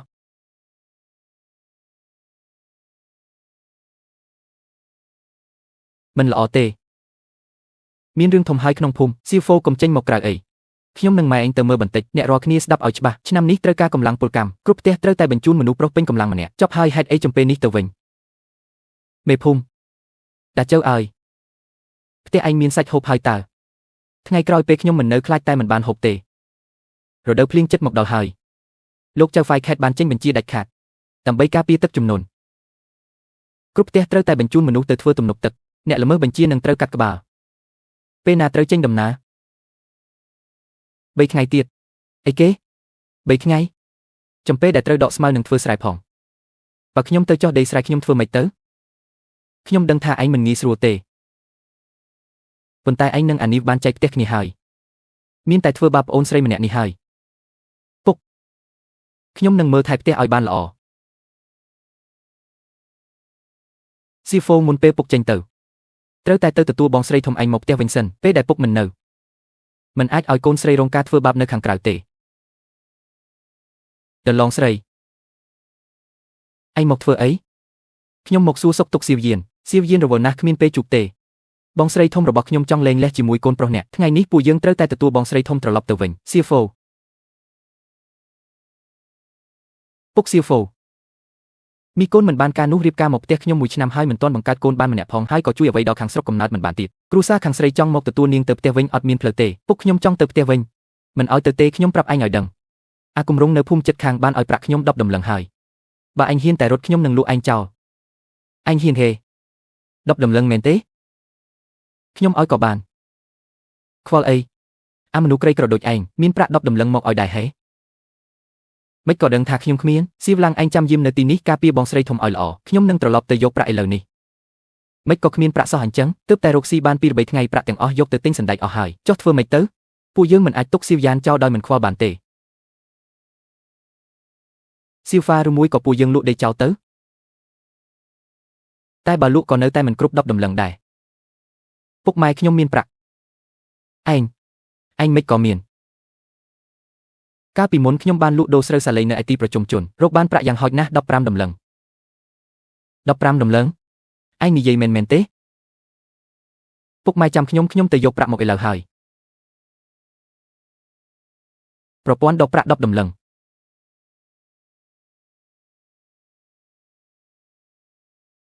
មានប្រាក់ហើយពួកយើងប្រញាប់ទៅទទួលបងស្រីធំទៅយ៉ាងគុយហ្វាពួកយើងយកប្រាក់មកឲ្យហើយនេះមិនមែនជាឪពុករបស់ប្រពន្ធជីនហ្វាទេហេ10ដំឡឹងនេះឲ្យឯងប្រគល់កូនស្រីខ្ញុំមកវិញប្រាក់ច្រើនម្លេះពុកយ៉ាងជីនហ្វាប្រាក់បានឲ្យរួចរាល់ហើយខ្ញុំចង់លេងលេះជាមួយលីវស៊ូប៉ាវកូនប្រុសរបស់ឯង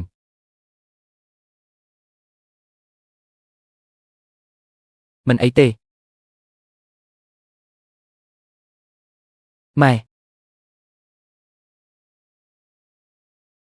ពួកយើងដាច់ស្រឡះពីគ្នាត្រឹមនេះកុំមកស្វែងរកខ្ញុំទៀតអីសៀវយ៉ានទីបំផុតកូនត្រឡប់មកវិញហើយម៉ែតើបានសាច់និងបាយទាំងនេះមកពីណាបងធំគឺមកពីបងប្រុសទី2ឥឡូវផ្ទះយើងរកស៊ីអាចហូបសាច់បានរាល់ថ្ងៃហើយពូកែណាស់ក្មេងឆ្លាតមិនធម្មតាទេតើ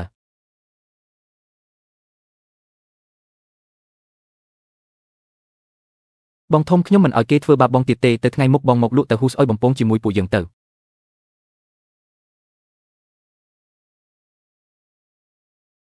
បងទៅលើកនេះមិនដឹងកាលណាទើបបានត្រឡប់មកវិញទេ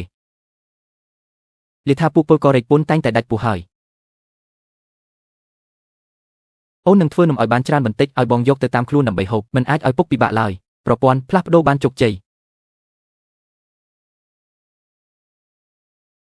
ពុកម៉ែលីថាសាច់ក្រៀមត្រីងៀតពងទាខ្សៅនិងសណ្តែកលីងអាចរក្សាទុកបានយូរណាស់ចាំម៉ែសាកល្បងធ្វើមើល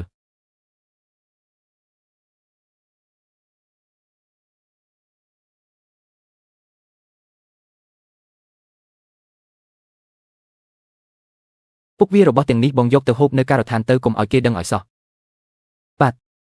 កូនទាំងឡាយពេលពុកមិននៅត្រូវមើលថែម៉ែឲ្យបានល្អណាពួកយើងដឹងហើយពុក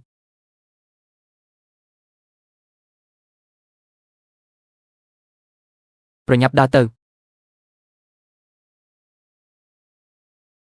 បងធំគឺឯងសោះបងធំទៅធ្វើការកេនប្រមូលពេលនេះចុះដេកស្រែចំការនៅផ្ទះគិតយ៉ាងម៉េចទៅបងថ្លៃស្រីត្រូវមើលថែកូនម្នាក់ឯងពិបាកណាស់ណាកាលពីមុនពួកបងមិនគួរណាចេញមុខការពារអាមនុស្សជារ៉ាំរ៉ៃនោះរហូតដល់ថ្នាក់បែកផ្ទះគ្នាសោះរឿងរ៉ាវក្នុងផ្ទះខ្ញុំមិនបាច់ឲ្យឯងមកខ្វល់ខ្វាយទេខ្ញុំចាំបានថាបងប្រុសជីដូនមួយរបស់ប្រពន្ធថៃគឺជាប្រធានគ្រប់គ្រងការដ្ឋានទំនប់ទឹកលើកនេះមែនទេចុះហេតុអ្វីគាត់មិនចាត់ប្រទេសមកទទួលអញផងទៅរឿងក្នុងផ្ទះរបស់ខ្ញុំក៏មិនពាក់ព័ន្ធនឹងអញដែររៀបចំអីវ៉ាន់ឲ្យលឿនរួចចេញមកជួបជុំគ្នាកន្លែងគេងនោះខ្ញុំជាអ្នកឃើញមុនទេច្បាស់ជាខ្ញុំទេតើបងថ្លៃប្អូនថ្លៃមិននឹកស្មានថាជួបឯងនៅទីនេះសោះរយៈពេលការដ្ឋានប្រញាប់ពេកសូម្បីតែភូមិយើងក៏ត្រូវបញ្ជូនមនុស្សមកដែរនាងសួងណែរឿងរបស់យើងមិនទាន់ចប់ទេណាឯងមានសិទ្ធិអីមកច្រានគេឯងដណ្ដើមកន្លែងគេងខ្ញុំច្រានឯងនឹងមានរឿងអីហាមឆ្លោះគ្នាបើហ៊ានឆ្លោះទៀតខ្ញុំវាឲ្យងាប់ឥឡូវហើយតោះទៅជួបជុំគ្នាហត់ទេហាមលួចខ្ជិលធ្វើការឲ្យម៉ត់ចត់អាម្នាក់នេះហ៊ានលួចខ្ជិលផងតើប្អូនថ្លៃពួកយើងប្តឹងគេទៅបងថ្លៃកុំបង្ករឿងអីក្រែងលោថ្ងៃក្រោយត្រូវគេសង្សឹកហះអាខ្ជិល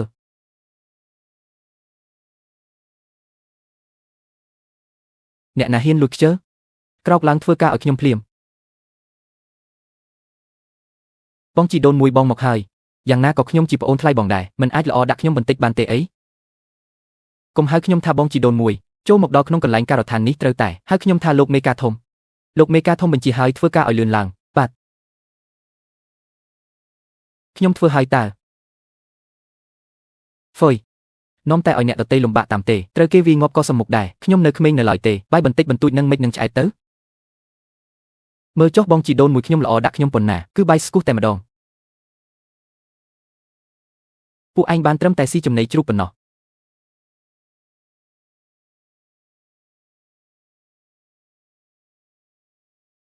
បងធំបងឯងនេះគឺបងឯងមានសាច់ហូបផងតើហូបសុទ្ធមួយទៅដើម្បីបំពេញកម្លាំងឆ្ងាញ់ណាស់បងធំបងឯងចូលចិត្តអួតណាស់ណាគ្រាន់តែលក់ទៅហ៊ូបានលុយកាក់បន្តិចបន្តួចសោះចង់ឲ្យតែមនុស្សគ្រប់គ្នាបានដឹងច្រណែនណាស់ទៀតមនុស្សខ្លះគ្មានសមត្ថភាពទេចេះតែច្រណែនពេលឃើញអ្នកដទៃបានល្អលោកពុកក្មេកខ្ញុំគ្មានកូនប្រសារដូចជាឯងទេលោកអ៊ំយូសុំសាច់ញ៉ាំបន្តិចមកណាខ្ញុំដាច់បាយមួយថ្ងៃហើយបើមិនបានញ៉ាំសាច់ទេពិតជាទ្រាំមិនរួចឡើយមិនបានទេអាឆ្កែចេះតែក្រវីកន្ទុយសុំចំណីសាច់របស់ខ្ញុំមិនមែនសម្រាប់មនុស្សមើងងាយគេញ៉ាំនោះទេមិនឲ្យក៏ហីទៅនរណាខ្វល់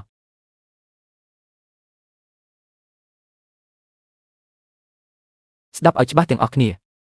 ល្ងាចនេះលោកមេស្រុកគូនឹងមកត្រួតពិនិត្យការដ្ឋានអ្នកទាំងអស់គ្នាត្រូវតែខំប្រឹងប្រែងឡើងលោកម្ចាស់កុំបារម្ភអីខ្ញុំនឹងខំប្រឹងធ្វើការឲ្យបានល្អបំផុតបងស្រីឈៀងពួកយើងយកទៅហ៊ូស្អុយមកជូនហើយពួកឯងមកដល់ល្មមល្អណាស់ថ្ងៃនេះបានញ៉ាំទៅហ៊ូស្អុយបំពង់ទៀតហើយពិតមែនហើយល្ងាចនេះខ្ញុំត្រូវទៅពិនិត្យការដ្ឋានជាមួយលោកពុកប្អូនចង់ទៅជាមួយគ្នាទេពិតជាល្អណាស់លោកពុកខ្ញុំក៏ធ្វើការនៅទីនោះដែរពួកយើងកំពុងតែចង់ទៅសួរសុខទុក្ខគាត់ល្មមអញ្ចឹងទៅជាមួយគ្នាទៅពិតមែនអេអរគុណច្រើនបងស្រីឈៀងមិនបាច់គួសមជាមួយបងទេតោះមកលឿនឡើងបងនឹងនាំពួកឯងទៅជួបលោកពុកចេញដំណើរទៅ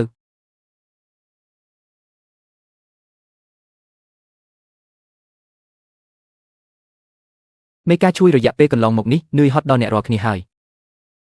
រដូវភ្លៀងជិតមកដល់ហើយរីកការតម្រូវឲ្យបញ្ចប់ការដ្ឋានក្នុងរយៈពេល10ថ្ងៃហា10ថ្ងៃឲ្យពួកយើងធ្វើការដល់ងាប់ក៏មិនទាន់ដែរជំរាបលោកម្ចាស់រយៈពេល10ថ្ងៃខ្លីពេកហើយខ្លាចថាមិនអាចធ្វើទាន់ឡើយលោកម្ចាស់ខ្ញុំមានល្បិចមួយអាចដោះស្រាយបញ្ហាពេលវេលានេះបានការងារយឺតយ៉ាវសប្តាហ៍ថ្ងៃនេះគឺមកពីកម្លាំងពលកម្មដែលយឺតឲ្យជនស៊ីឈ្នួលថែមដី2គីឡូទៀតរាល់ពេលជញ្ជូនហើយបន្ថែមម៉ោងធ្វើការ2ម៉ោងទៀតរាល់ថ្ងៃធ្វើបែបនេះធានាថានឹងរួចរាល់ក្នុងរយៈពេល10ថ្ងៃជាមិនខានពេលការជួយមិនគួរណាឯងជាអ្នករៀនសូត្រសោះតើធរអាថរដែលគ្រូប្រដៅឯងគឺឲ្យមកធ្វើបាបរាជបែបនេះមែនទេលោកម្ចាស់មេត្តាលើកលែងទោសផងខ្ញុំគ្រាន់តែចង់ជួយដោះស្រាយកង្វល់របស់លោកម្ចាស់ប៉ុណ្ណោះយុទ្ធសាស្ត្រដែលឯងនិយាយមកគឺច្បាស់ជាកំពុងបង្ខំឲ្យប្រជាជនថាបរហើយនរណានៅទីនោះចាប់ខ្លួនមេការខៃយកទៅធ្វើការធ្ងន់10ថ្ងៃនិងកាត់ប្រាក់ខែកន្លះឆ្នាំលោកម្ចាស់ខ្ញុំប្រហែលជាមានវិធីដោះស្រាយបញ្ហារឿងពន្យាពេលសាងសង់ហើយឯងគ្រាន់តែជាក្មេងម្នាក់ទើបតែដឹងក្តីសំបីតែការសាងសង់ទំនប់ទឹកក៏មិនយល់ផងតើមានវិធីអីទៅបានហើយខ្ញុំមិនប្រកាន់ពាក្យសម្ដីក្មេងខ្ចីរបស់ឯងទេប្រញាប់ថយចេញទៅលោកឪពុកទោះបីជាយូហ្វឺនៅក្មេងមែនប៉ុន្តែគេពឹងផ្អែកលើសមត្ថភាពខ្លួនឯងនាំគ្រួសារឲ្យមានបានលោកឪពុកសាកស្ដាប់គេមើលទៅអីចឹងឯងសាកនិយាយមើលតើជាវិធីអ្វីទៅលោកម្ចាស់ដំណើរការសាងសង់យឺតយ៉ាវមិនមែនមកពីកម្លាំងមនុស្សនោះទេគឺមកពីការដុតអត់មានភាពយឺតយ៉ាវពេកទំនប់ទឹកបច្ចុប្បន្នគឺសាងសង់ឡើងដោយការតម្រៀបដុំអត់ខ្ញុំមានវិធីកែច្នៃការសាងសង់ទំនប់ទឹកដែលអាចកាត់បន្ថយពេលវេលាសាងសង់បានយ៉ាងហោចណាស់ពាក់កណ្ដាលផងក្មេងមិនដឹងអីកុំនិយាយអួតអាងពេកលោកឪពុកសាកបន្តស្ដាប់គេមើលទៅមើលបានអីចឹងឯងនិយាយបន្តទៀតទៅខ្ញុំហៅថាទីនេះសម្បូរទៅដោយដើមឫស្សីគ្រាន់តែយកឫស្សីមកត្បាញធ្វើជាឡូឬកន្ត្រកឫស្សីរួចហើយយកកំទេចថ្មញ៉ាត់ឲ្យពេញកន្ត្រកនោះប្រើកន្ត្រកថ្មឫស្សីនេះជំនួសឲ្យដុំអត់ដែលត្រូវដុតមកសាងសង់ទំនប់ទឹកនោះវានឹងអាចកាត់បន្ថយពេលវេលាសាងសង់បានយ៉ាងច្រើនរឿងនេះប្រហែលជាអាចទៅរួចមែននរណានៅទីនោះប្រញាប់ទៅប្រមូលប្រជាជនដែលចេះត្បាញកន្ត្រកឫស្សីមកភ្លាមឲ្យពួកគេស្ដាប់តាមប្អូនប្រុសយូហ្វឺដើម្បីត្បាញកន្ត្រកឫស្សីធ្វើការពិសោធន៍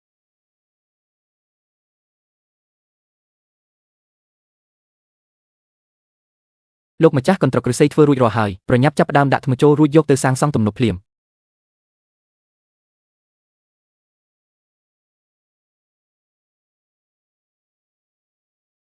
វិធីនេះពិតជាអាចមានប្រសិទ្ធភាពមែនទេល្អណាស់មិននឹកស្មានថាពិតជាអាចទប់ទល់នឹងចរន្តទឹកបោកបក់បានមែនបន្ថែម10ទៀតមិនមែនទេថែម20កន្ត្រកទៀតជោគជ័យហើយនេះពិតជាក្បួនវិធីដ៏អស្ចារ្យមែនប្អូនប្រុសយូហ្វឺពិតជាមនុស្សពូកែដូចទេវតាមែនប្អូនប្រុសយ៉ូហ្វូពិតជាមនុស្សទេពមែន អ្នករាល់គ្នាឆាប់ប្រមូលផ្ដុំមនុស្សទាំងអស់មកជុំគ្នាភ្លាមចាប់ពីពេលនេះទៅអ្នកទាំងអស់គ្នាត្រូវដាក់ការងារក្នុងដៃចុះហើយរៀនត្បាញកន្ត្រកឫស្សីហេតុអ្វីបានជាយូហ្វូនៅទីនេះយូហ្វូអញបង្កចំនួនមែនទេប្រញាប់លុតជង្គង់សុំទោសលោកម្ចាស់ភ្លាមលោកពុកខ្ញុំមិនបានបង្ករឿងទេខ្ញុំទើបតែធ្វើគុណបំណាច់បានសម្រេចពិតមែនណាស់ពិតមែនតើអំបញ្ញមិញបងប្រុសទី2បានផ្ដល់គំនិតល្អដល់លោកម្ចាស់ស្រុកលោកម្ចាស់សរសើរបងប្រុសទី2មិនទាន់អស់ពីចិត្តផងក្មេងមិនទាន់ដឹងក្តីម្នាក់ហ៊ាននិយាយថាធ្វើគុណបំណាច់ផងកុំមកនិយាយពីយូហ្វូរបស់យើងបែបនេះកុំនិយាយពីគុណបំណាច់អីមិនធ្វើឲ្យលោកម្ចាស់ខឹងគឺបុណ្យណាស់ទៅហើយបងធំគ្រូសាបងចប់ហើយហាហាស្ងាត់ទាំងអស់គ្នាខ្ញុំឲ្យអ្នកទាំងអស់គ្នាត្បាញកន្ត្រកឫស្សីមិនមែនឲ្យមកលេងសាច់ឡូឡាឡើយអរគុណសម្រាប់ការនឿយហត់របស់អ្នកទាំងអស់គ្នាចាប់ផ្ដើមដាក់ថ្មដើម្បីសាងសង់ទំនប់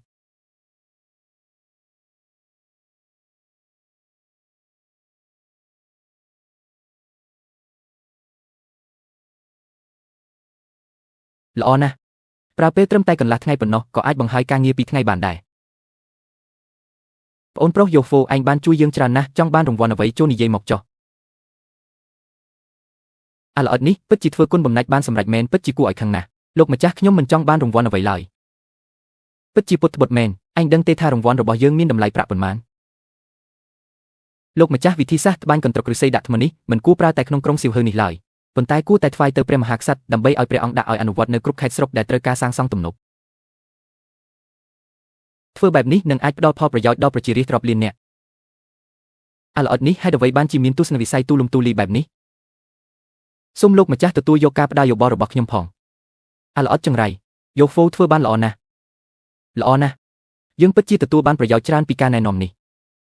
អនុញ្ញាតឲ្យអញស្នើសុំអ្វីក៏បានខ្ញុំមិនលេបសម្ដីឡើយហាព្រះអើយអរគុណលោកម្ចាស់ខ្ញុំពិតជាមានរឿងមួយចង់ស្នើសុំមែនឯងនិយាយមកចុះឲ្យតែមិនល្មើសច្បាប់ខ្ញុំនឹងយល់ព្រមទាំងអស់ឪពុកខ្ញុំមកធ្វើការកេណ្ឌប្រមូលនៅទីនេះដីស្រែចម្ការនៅផ្ទះគ្មានអ្នកមើលថែទេគ្រួសារទាំងមូលសង្ឃឹមលើដីស្រែប៉ុន្មានរៃនោះដើម្បីចិញ្ចឹមជីវិតសូមលោកម្ចាស់មេត្តាកាត់បន្ថយការងារកេណ្ឌប្រមូលរបស់ឪពុកខ្ញុំពីរបីថ្ងៃផងហាហាបើឯងចង់បានតែប៉ុណ្ណឹងថ្ងៃនេះខ្ញុំនឹងអនុញ្ញាតឲ្យឪពុកឯងត្រឡប់ទៅផ្ទះវិញហើយលើកលែងការងារកេណ្ឌប្រមូលតែម្ដង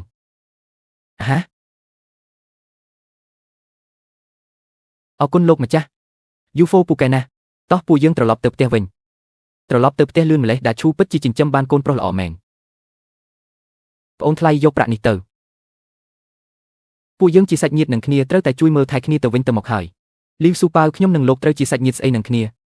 ប្អូនប្រុសយូហ្វូឯងបានជួយឲ្យឪពុកឯងរួចពីការងារកេណ្ឌប្រមូលហើយតើអាចជួយកាត់បន្ថយឲ្យខ្ញុំពីរបីថ្ងៃដែរបានទេឯងពិតជាឆ្កែបក់កន្ទុយមែនលីវស៊ូប៉ាវឯងនៅស្គាល់ពាក្យថាខ្មាស់គេទេនឹកឃើញកាលពីមុនគឺឯងដែលមើលងាយថាគ្រួសារខ្ញុំក្រហើយចង់លេងលេះជាមួយសៀវយ៉ានឯងមនុស្សអាក្រក់គ្មានគុណធម៌ហេតុអ្វីពួកយើងត្រូវជួយឯងទាំងអស់នេះជាកំហុសរបស់ខ្ញុំសូមពួកអ្នកអភ័យទោសឲ្យខ្ញុំម្ដងចុះយកសពទៅបងប្រុសទី2របស់ខ្ញុំទោះជាជួយឆ្កែក៏មិនជួយឯងដែរទៅឲ្យឆ្ងាយទៅមនុស្សខ្ជិលច្រអូសចង់តែពឹងស្រីដូចជាឯងប្រញាប់ថយចេញទៅអស់សំណើចណាស់តោះទៅយកប្រាក់នេះទៅឯងបានជួយពុកនេះជារង្វាន់សម្រាប់ឯងទិញនំចំណីញ៉ាំពុកអញ្ចឹងខ្ញុំទៅមើលនៅផ្លូវខាងមុខបន្តិចអ្នកទាំងអស់ខ្ញុំចាំខ្ញុំនៅទីនេះចុះប្រព័ន្ធបដូរយកមាន់សាច់មួយក្បាលសាច់ត្រីបីចិននិងស៊ុតមាន់10គ្រាប់ការផ្លាស់ប្ដូរបានជោគជ័យពុកសៀវលៀងខ្ញុំមកវិញហើយ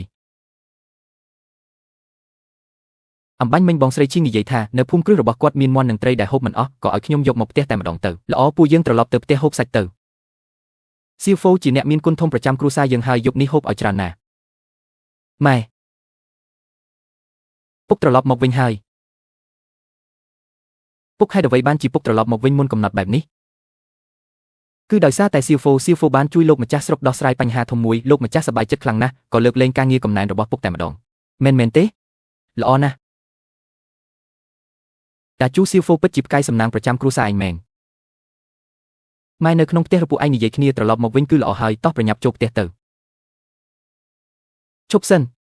ហេតុអីបានជាមានតែឯងត្រឡប់មកវិញចុះឲ្យជួបផ្ទះខ្ញុំនៅណាសៀវហ្វូសាងស្នាដៃធំទើបខ្ញុំអាចត្រឡប់មកវិញមុនកំណត់ចំណែកឲ្យជួបគ្មានស្នាដៃអ្វីសោះប្រកាសជាមិនអាចត្រឡប់មកវិញទេឯងនិយាយផ្ដេសផ្ដាសឯងលួចរត់ខ្លួនឯងសោះខ្ញុំនឹងទៅប្រាប់មេភូមិហើយឲ្យបងប្អូនជីដូនមួយខ្ញុំដែលជាមេការមកប្រដៅឯងមួយមេដៃឲ្យចាស់ដៃមេការគេបងប្អូនជីដូនមួយរបស់នាងត្រូវលោកម្ចាស់ដកតំណែងបាត់ហើយបើមិនត្រូវគេវានឹងរំពាត់ទេគឺសំណាងណាស់ទៅហើយខ្ញុំទេ ខ្ញុំនឹងចាប់ឯងទៅជួបមេភូមិមិនឲ្យប៉ះពាល់ពុកខ្ញុំទេជប់ភ្លាម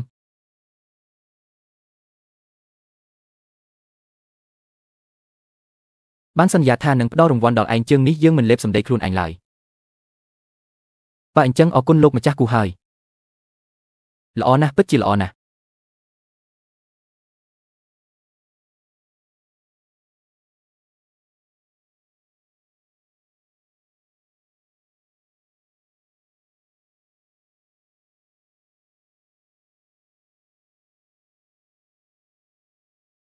ថ្ងៃនេះជាថ្ងៃល្អម៉ែនឹងធ្វើម្ហូបមួយតូចធំឲ្យកូនញ៉ាំសៀវហ្វូជាអ្នកមានគុណសាងស្នាដៃញ៉ាំឲ្យបានច្រើនទៅកូនពុកម៉ែទោះបីជាគ្រួសារយើងទទួលបានរង្វាន់ក៏ដោយប៉ុន្តែឆ្នាំអត់ឃ្លានចិត្តមកដល់ហើយប្រាក់បន្តិចបន្តួចនេះមិនទាន់គ្រាន់សម្រាប់គេចវេសពីគ្រោះមហន្តរាយដើម្បីរក្សាជីវិតនៅឡើយទេចុះកូនមានគំនិតអ្វីខ្លះខ្ញុំចង់អូសទាញអ្នកភូមិឲ្យមកជួយពួកយើងរកលុយជាមួយគ្នាពួកយើងទាំងអស់គ្នាលក់ទៅហ៊ូស្អុយជាមួយគ្នាលក់ជាមួយគ្នាប៉ុន្តែហេតុអ្វីបានជាអ្នករាល់គ្នាត្រូវជួយពួកយើងទៅវិញពិតណាស់គឺត្រូវតែផ្ដល់ផលប្រយោជន៍ឲ្យពួកគេហើយប៉ុន្តែខ្ញុំមិនប្រាប់ពីអាចកំបាំងនៃការធ្វើទៅហ៊ូស្អុយឲ្យពួកគេដឹងឡើយខ្ញុំមានគម្រោងជួយពួកគេកែច្នៃទៅហ៊ូស្អុយហើយយកកម្រៃសេវាកែច្នៃខ្លះ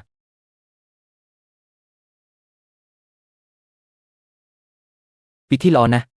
សៀវហ្វូពិតជាឆ្លាតមែនមិនត្រឹមតែបំផុសកម្លាំងអ្នករាល់គ្នាឲ្យពួកគេរកលុយបានប៉ុណ្ណោះទេពួកយើងក៏ទទួលបានភាគរយមិនតិចដែរពិតមែនហើយអីចឹងស្អែកព្រលឹមខ្ញុំនឹងទៅប្រាប់អ្នករាល់គ្នាអ្នកភូមិទាំងអស់គ្នាមកមើលឲ្យលឿនមកមានចែកទៅហ៊ូស្អុយបំពង់ហ្វ្រេហើយញ៉ាំទេមិនអស់លុយមែនទេអ្នករាល់គ្នាពិសាតាមសម្រួលទៅមិនបាច់បារម្ភទេ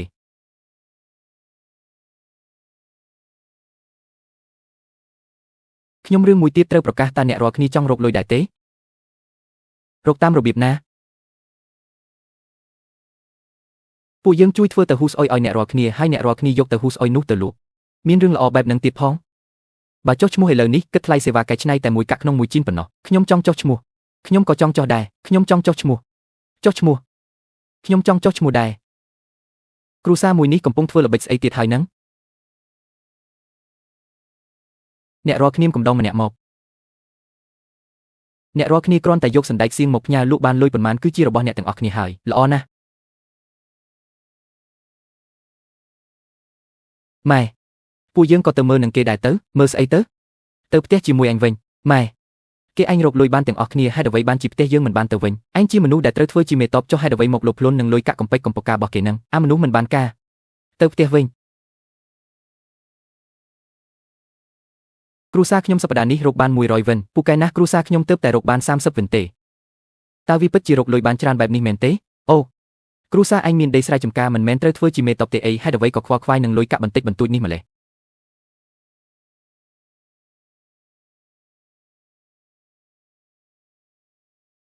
មកពីអញទាំងអស់ទៅជួអញកែឈួតអីទៀតហើយអ្នកចិត្តខាងលក់ទៅហ៊ូស្អុយរកបានរាប់សិបវិនមកពីអញមិនព្រមទើបធ្វើឲ្យពួកយើងខកខានឱកាសល្អក្នុងការរកលុយមែនហើយមកពីម៉ែទាំងអស់ទៅឲ្យឆ្ងាយទៅពួកអញទៅឲ្យឆ្ងាយទាំងអស់គ្នាទៅពួកអាសាច់ឆ្កែស៊ីបាយបោកឆ្នាំងធ្វើឲ្យខ្ញុំខឹងស្ទើរស្លាប់ហើយ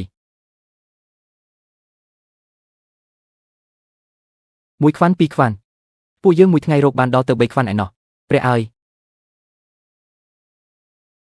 បើអញ្ចឹងមែនពួកយើងមួយខែមិនអាចរកបានប្រាក់100ដំឡឹងទេអីសៀវហ្វូពិតជាពូកែណាស់ម្យ៉ាងទៀតសណ្ដែកសៀងដែលពួកយើងដាំក្នុងផ្ទះកញ្ចក់ចិត្តទុំហើយ2ថ្ងៃទៀតអាចប្រមូលផលបានហើយខ្ញុំចង់ជួយដែរខ្ញុំក៏ចង់ទៅដែរល្អណាស់ពួកយើងទៅទាំងអស់គ្នា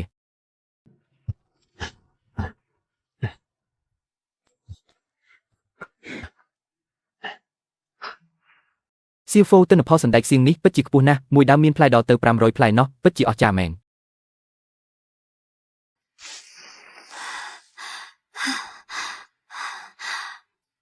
មែនហើយបើគិតបែបនេះទៅក្នុងផ្ទះកញ្ចក់មួយនេះយ៉ាងហោចណាស់ក៏អាចផ្ដល់ផលសណ្ដែកសៀងបាន500ចិនដែរគឺមកពីបានសៀវហ្វូជួយនឹងឯងពួកយើងប្រញាប់ត្រឡប់ទៅវិញទៅដើម្បីផ្ដល់ការភ្ញាក់ផ្អើលដល់ម៉ែឯងពិតជាល្អណាស់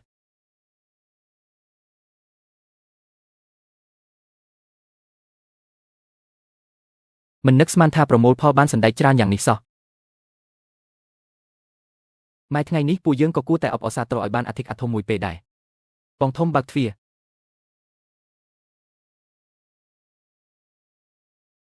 បងធំរឿងចែកផ្ទះពីមុនគឺមកពីខ្ញុំមិនល្អទេសូមបងធំជួយធ្វើទៅហ៊ូស្អុយឲ្យពួកយើងខ្លះផងសុទ្ធតែជាបងប្អូនបង្កើតនឹងគ្នាបើអញពិតជាចង់រកស៊ីមែននោះក្នុងនាមជាបងធំច្បាស់ជាត្រូវជួយអញហើយបងធំពិតជាល្អណាស់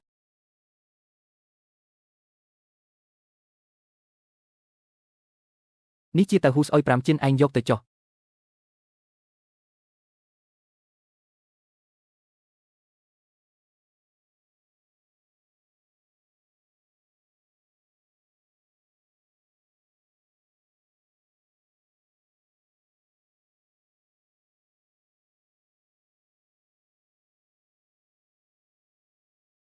20 កាក់នឹងបានការអី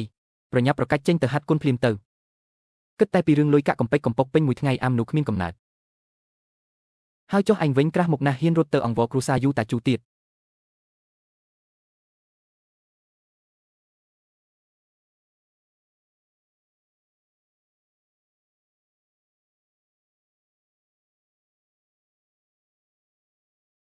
ហឹមស្រឡាញ់មុខមាត់ពេកធ្វើឲ្យខ្លួនឯងរងទុក្ខវេទនាហើយល្អណាស់ល្អខ្លាំងណាស់លោកឪពុកមានរឿងអីល្អខ្លាំងម្ល៉េះគម្រោងសាងសង់ទំនប់ថ្មកញ្ច្រែងឫស្សីដែលឪពុកបានថ្វាយត្រូវបានព្រះមហាក្សត្រកោតសរសើរហើយល្អណាស់លោកម្ចាស់មេតបវាងមកដល់ហើយ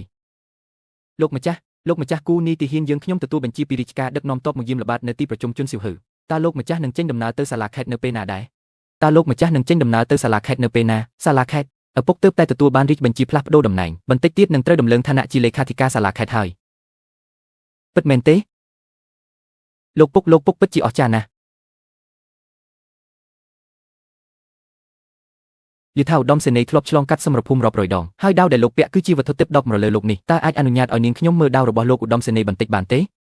អ្នកនាងធំដាវរបស់ខ្ញុំបានដកចេញពីស្រោមហើយច្បាស់ជាត្រូវប្រឡាក់ឈាម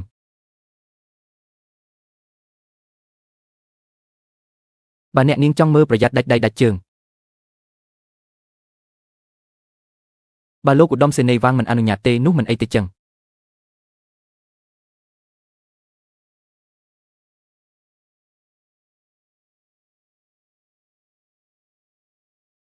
សៀវហ្វូសៀវឡាំងមកហូបបាយម៉ែ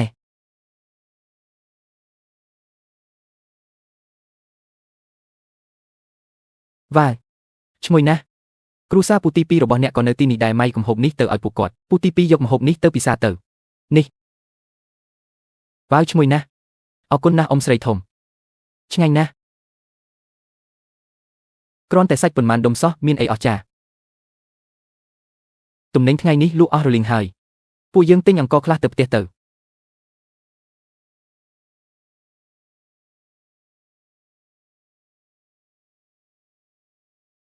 អង្ករនេះលក់យ៉ាងម៉េចដែរ30 កាក់ស្អីគេថ្លៃជាងមុនដល់ទៅ10 កាក់ឯណោះទិញឬមិនទិញបើមិនទិញទេប្រញាប់ដើរចេញទៅឥឡូវនេះមានជនភៀសខ្លួននឹងចោលប្លន់នៅគ្រប់ទីកន្លែងស្បៀងអាហារកំពុងខ្វះខាតបើអ្នកមិនទិញទេមានមនុស្សជាច្រើនដណ្ដើមគ្នាទិញមិនខ្វះទេលោកពុកកាលពីលើកមុនបងស្រីឈីងនិយាយថានៅក្នុងហាងអង្កររបស់គាត់នៅសល់អង្ករខ្លះលក់មិនទាន់អស់ទេខ្ញុំទៅយកវាពួកលោកចាំនៅទីនេះចុះ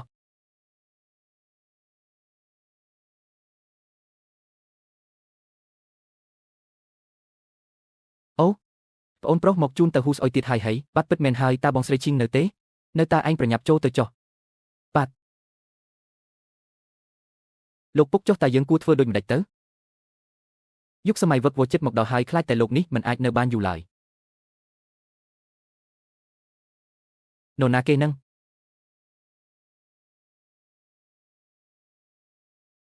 កុំប៉ះពាល់គេជាភ្ញៀវដែលខ្ញុំបានអញ្ជើញមក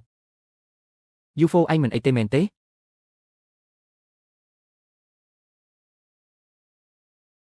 ខ្ញុំមិនអីទេ បងស្រីឈៀងអំបញ្ញមិញបងនិយាយថាយុគសម័យវឹកវរតើមានន័យថាម៉េចពេលនេះនៅគ្រប់ទីកន្លែងទូទាំងលោកសុទ្ធតែមានគ្រោះមហន្តរាយជនភៀសខ្លួនផ្លាស់ទីទៅទីខាងត្បូងក្រុមចោរប្លន់មាននៅគ្រប់ទីកន្លែងចំណែកមន្ត្រីស៊ីវិលនិងយោធាបែរជាឆ្លោះប្រកែកគ្នាអត់ឈប់ឈរដើម្បីតែផលប្រយោជន៍ផ្ទាល់ខ្លួនព្រះរាជាមិនយកព្រះតីទុកដាក់នឹងស្រុកទេសឡើយគិតតែពីជ្រៀងរំរយប់បើគ្រោះមហន្តរាយនៅតែបន្តលោកនេះមុខជីវឹកវរធំមិនខានមិនប្លែកទេដែលតម្លៃអង្គរឡើងថ្លៃកប់ពុកខ្ញុំត្រូវតែប្រញាប់រកលុយទិញមេតបខ្លាំងទើបអាចការពារក្រុមគ្រួសារនិងគេចផុតពីគ្រោះមហន្តរាយនៃយុគសម័យវឹកវរនេះបាន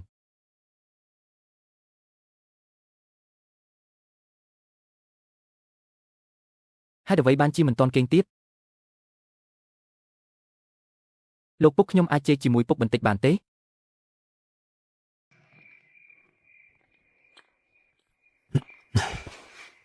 ថ្ងៃនេះបងស្រីឈៀងប្រាប់ខ្ញុំថានៅភាគខាងជើងមានគ្រោះរាំងស្ងួតធ្ងន់ធ្ងរចំណែកភាគខាងត្បូងមានគ្រោះទឹកជំនន់លិចលង់រាជរដ្ឋាភិបាលគ្មានសមត្ថភាពមន្ត្រីទាំងឡាយនាំគ្នាធូររលុងគ្រប់ទីកន្លែងសុទ្ធតែមានចោរប្លន់និងជនភៀសខ្លួនយុគសម័យវឹកវរជិតមកដល់ហើយយើងត្រូវតែរៀបចំផ្លូវថយក្រោយឲ្យបានមុនទើបជាការប្រសើរផ្លូវថយក្រោយ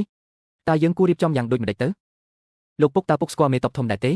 ពិតជាស្គាល់ហើយមនុស្សម្នាក់អាចទប់ទល់នឹងសត្រូវរាប់ម៉ឺននាក់មេតបធំគឺខ្លាំងពូកែបំផុតពិតមែនហើយកម្លាំងសមត្ថភាពទើបជាការពិតយើងត្រូវតែមានកងទ័ពនិងសេះផ្ទាល់ខ្លួនប្រើកម្លាំងយោធាដើម្បីការពារជីវិតនិងទ្រព្យសម្បត្តិរបស់យើងដើម្បីគេចផុតពីគ្រោះមហន្តរាយនៃយុគសម័យវឹកវរប៉ុន្តែពួកយើងជាប្រជារាស្ត្រសាមញ្ញតើអាចមានកងទ័ពនិងមេតបដោយរបៀបណាទៅលោកពុកកុំបារម្ភអីគ្រប់គ្នាកំពុងតែខំសន្សំលុយហើយពុកកុំបារម្ភអ្នកទាំងអស់គ្នាគ្រាន់តែសន្សំលុយទៅខ្ញុំមានវិធីរកកងទ័ពនិងមេតបបានហើយ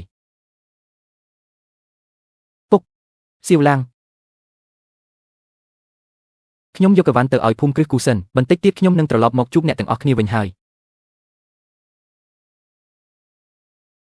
បងឈៀងពុកឯងឲ្យខ្ញុំទៅជាមួយផងទៅណាមិនបានទេពុកទៅបំពេញការងារនៅក្រៅក្រុងនាំឯងទៅមិនមានសុវត្ថិភាពទេហំពុកចិត្តអាក្រក់ខ្ញុំនៅក្នុងភូមិគ្រឹះធុញ3ថ្ងៃហើយបើមិនបានចេញទៅក្រៅដើរលេងទេខ្ញុំប្រកាសជាធុញស្លាប់មិនខានបងឈៀងចុះបើបងទៅលេងស្រុកស្រែជាមួយខ្ញុំស្រុកស្រែតើអាចទៅកន្លែងដែលឯងជីកយិនសិនបានទេប្រកាសជាបានហើយពុកឲ្យខ្ញុំទៅផងទៅក៏បានពួកឯងត្រូវប្រយ័ត្នប្រយែងផងបាទពួកយើងនឹងប្រយ័ត្នពុកធ្វើដំណើរឲ្យប្រុងប្រយ័ត្នផង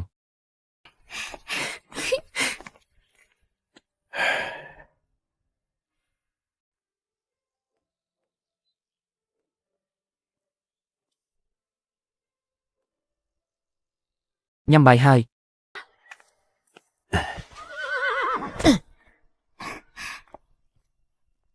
ពុកម៉ែខ្ញុំមកវិញហើយលោកពូអ៊ំស្រីខ្ញុំមករំខានហើយអ្នកនាងគូមិនក៏នាងអញ្ជើញមកដល់ទីនេះខ្ញុំនាំបងឈៀងមកដើរលេងលំហែកាយនាងគូមកដល់ហើយកុំសួរសំណួរច្រើនពេកញ៉ាំបាយសិនទៅចាំនិយាយគ្នាទៀតវ៉ាឈ្ងុយណាស់អ៊ំស្រីអ៊ំធ្វើម្ហូបឆ្ងាញ់ណាស់អ្នកនាងគូញ៉ាំឲ្យច្រើនទៅកុំក្រែងចិត្តអី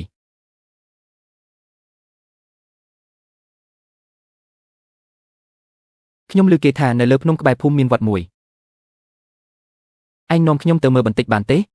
វត្តចាស់បាក់បែកសោះមានអីគួរឲ្យមើលទៅ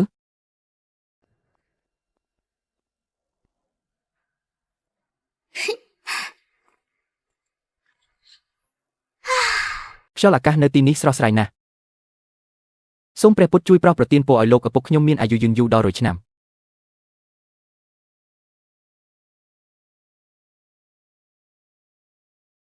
ឡំពាត់ទីនេះឲ្យយើងមានរឿងអ្វីកើតឡើងហ្នឹងចាប់ពួកវាទាំងអស់ឲ្យយើងថ្លើមធំណាស់ពួកចៅថោកទាបមកពីណាហ៊ានមកប្លន់ព្រះវិហារផង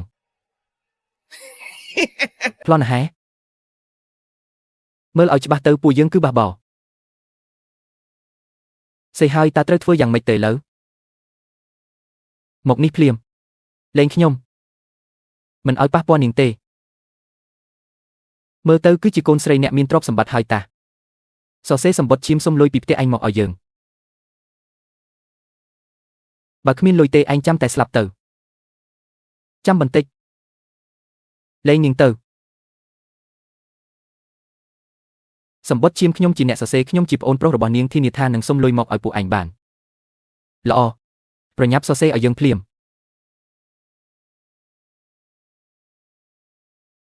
យូហ្វូកុំអី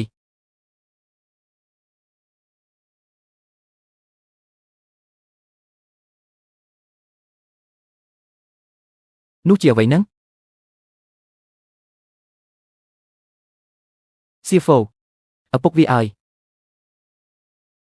មិនស្រួលទេស៊ីវហ្វូត្រូវបានពួកជនភៀសខ្លួនបះបោរចាប់ឃុំខ្លួននៅក្នុងព្រះវិហារហើយនេះ3000ដំឡឹងតើពួកយើងមានលុយច្រើនយ៉ាងនេះពីណាមកឪពុកវាតែឥឡូវត្រូវធ្វើយ៉ាងម៉េចទៅកុំស្លន់ស្លោអីខ្ញុំទៅរកលោកមេស្រុកគូនៅទីប្រជុំជនឲ្យលោកជួយលោកម្ចាស់គោហាអ្នកមកកន្លែងលោកម្ចាស់ខ្ញុំមានការអីហ្នឹង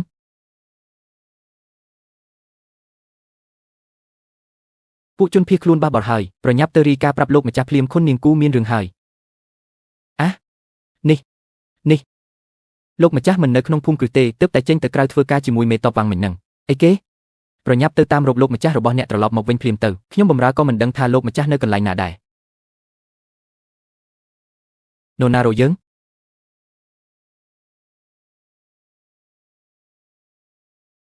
លោកម្ចាស់មានរឿងធំហើយនេះកូនស្រីរបស់ខ្ញុំរឿងនេះត្រូវពិភាក្សាជាមួយមេតបវាំងសិនអញត្រឡប់ទៅមុនចុះចាំស្ដាប់ដំណឹងធ្វើមិនទៅឥឡូវស៊ីវឈីងគឺជានិស្ស័យបេះដូងរបស់ខ្ញុំសូមមេតបវាំងជួយសង្គ្រោះកូនស្រីបណ្ដូលចិត្តរបស់ខ្ញុំផងការបង្ក្រាបការបះបោរមិនអាចប្រញាប់ប្រញាល់ក្នុងពេលតែមួយបានទេលោកមេតបមិនព្រមចេញតបជួយមនុស្សទេអីចង់ឲ្យយើងជួយមនុស្សក៏បានដែរឲ្យតែលោកម្ចាស់យល់ព្រមពេលទៅដល់សាលាខេត្តជួយនិយាយបញ្ចុះបញ្ចូលលោកចៅហ្វាយខេត្តឲ្យតែងតាំងយើងជាសេនាបតីក្រសួងការពារជាតិនេះមិនអីទេខ្ញុំយល់ព្រមតាមនឹងចុះវិវរហើយពួកជនភៀសខ្លួននេះយ៉ាងហោចណាស់ក៏មាន3000នាក់ដែរយើងមានតបតែ1000នាក់ទេមិនអាចបង្ក្រាបពួកក្រុមបះបោរច្រើនយ៉ាងនេះបានទេ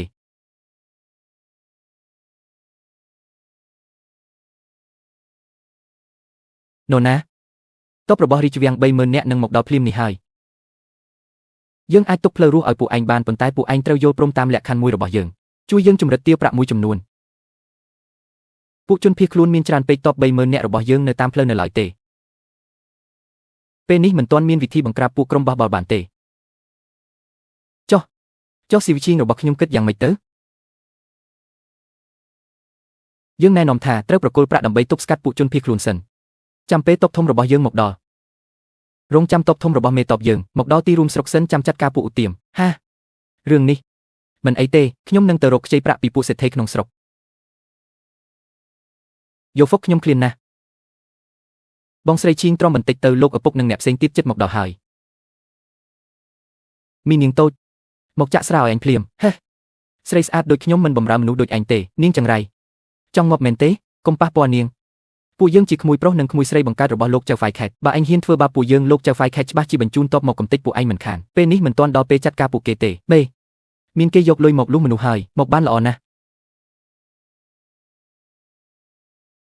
ប្រាក់3000ដំឡឹងខ្ញុំយកមកហើយប្រញាប់ដោះលែងកូនស្រីខ្ញុំនិងប្អូនប្រុសយោហ្វុកភ្លាមទៅ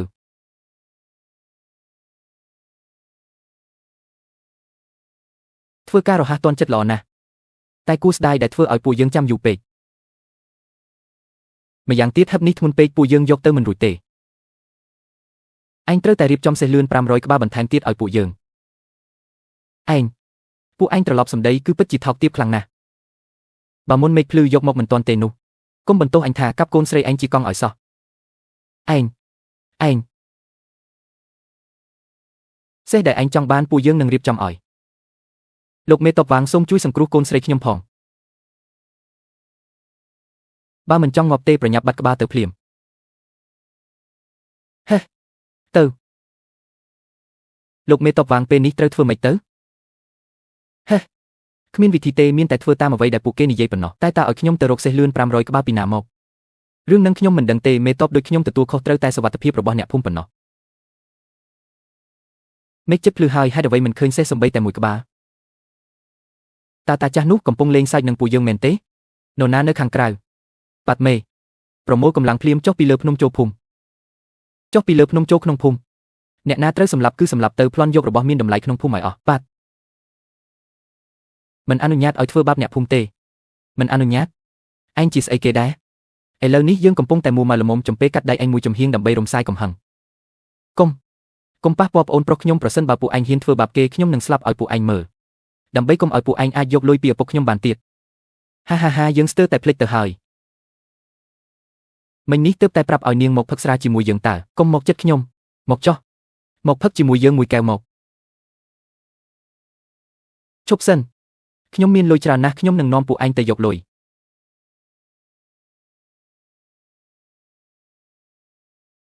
ហឹមអញហាគ្រាន់តែជាស្មុំយីចុះម្នាក់សោះប្រសិនបើឯងមានលុយមិនក៏គ្មានសម្លៀកបំពាក់សមរម្យស្លៀកពាក់អញ្ចឹងពួកឯងមិនជឿមែនទេខ្ញុំមិនត្រឹមតែមានលុយទេខ្ញុំថែមទាំងមានស្បៀងអាហារទៀតផងមានច្រើនប៉ុណ្ណាយ៉ាងហោចណាស់ក៏គ្រប់គ្រាន់ឲ្យពួកឯងម្នាក់ហូបបានមួយខែដែរយោពងប្រាប់យើងមកថាលុយនឹងស្បៀងណីណាប្រសិនបើឯងហ៊ានបោកយើងនឹងសម្លាប់ឯងចោលកុំបារម្ភអីខ្ញុំមិនហ៊ានយកជីវិតមកលេងសើចឡើយពួកឯងពីរបីនាក់ទៅយកលុយនឹងស្បៀងជាមួយគេទៅប្រញាប់ឡើង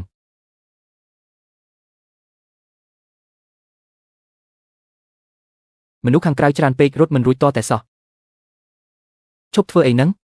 ប្រញាប់ដើរទៅសុំទោសខ្ញុំចង់ទៅបង្គន់បន្តិចទៅបង្គន់ស្អីប្រញាប់នាំផ្លូវយើងភ្លាមអាប្រកាច់នេះឈប់ភ្លាមពូនសិនសឹមគិតទៀតព្រះឲ្យលុយច្រើនណាស់ក្នុងពេលដែលជាទ្រព្យសម្បត្តិហុចឲ្យដល់ដៃហើយអញ្ចឹងខ្ញុំសូមទទួលយកដោយផ្ទាល់ហើយអាប្រកាច់ចេញមកក្រៅឲ្យយើងភ្លាមថ្ងៃស្លាប់របស់ពួកឯងមកដល់ហើយប្រព័ន្ធយកទ្រព្យសម្បត្តិទាំងអស់នៅទីនេះបញ្ចូលទៅក្នុងកណីទល់ឲ្យភាពទាំងអស់ទល់ឲ្យភាព4300ដំឡឹងប្រាក់ប្រាទល់ឲ្យភាពដើម្បីទិញមេតបចាងហ្វីចំណាយ3000ដំឡឹងប្រាក់ដើម្បីទិញមេតបចាងហ្វីតើអ្នកបញ្ជាក់ដែរទេបញ្ជាក់ចៅហ្វាយអាត្រឆានឯងមកពីណាចាងហ្វីខ្ញុំនៅទីនេះចៅហ្វាយសម្រាប់ពួកគេឲ្យខ្ញុំទទួលបញ្ជាយកជីវិតមកនេះចង្រៃយៈ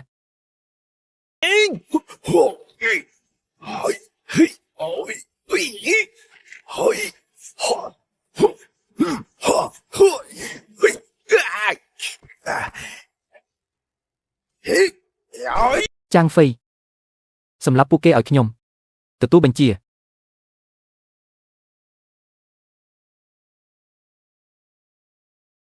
ជួយផងរត់ឲ្យលឿនឡើងហាមរត់អ្នកណាហ៊ានរត់ខ្ញុំនឹងសម្លាប់ម្នាក់នោះសូមលោកម្ចាស់មេត្តាប្រណីផង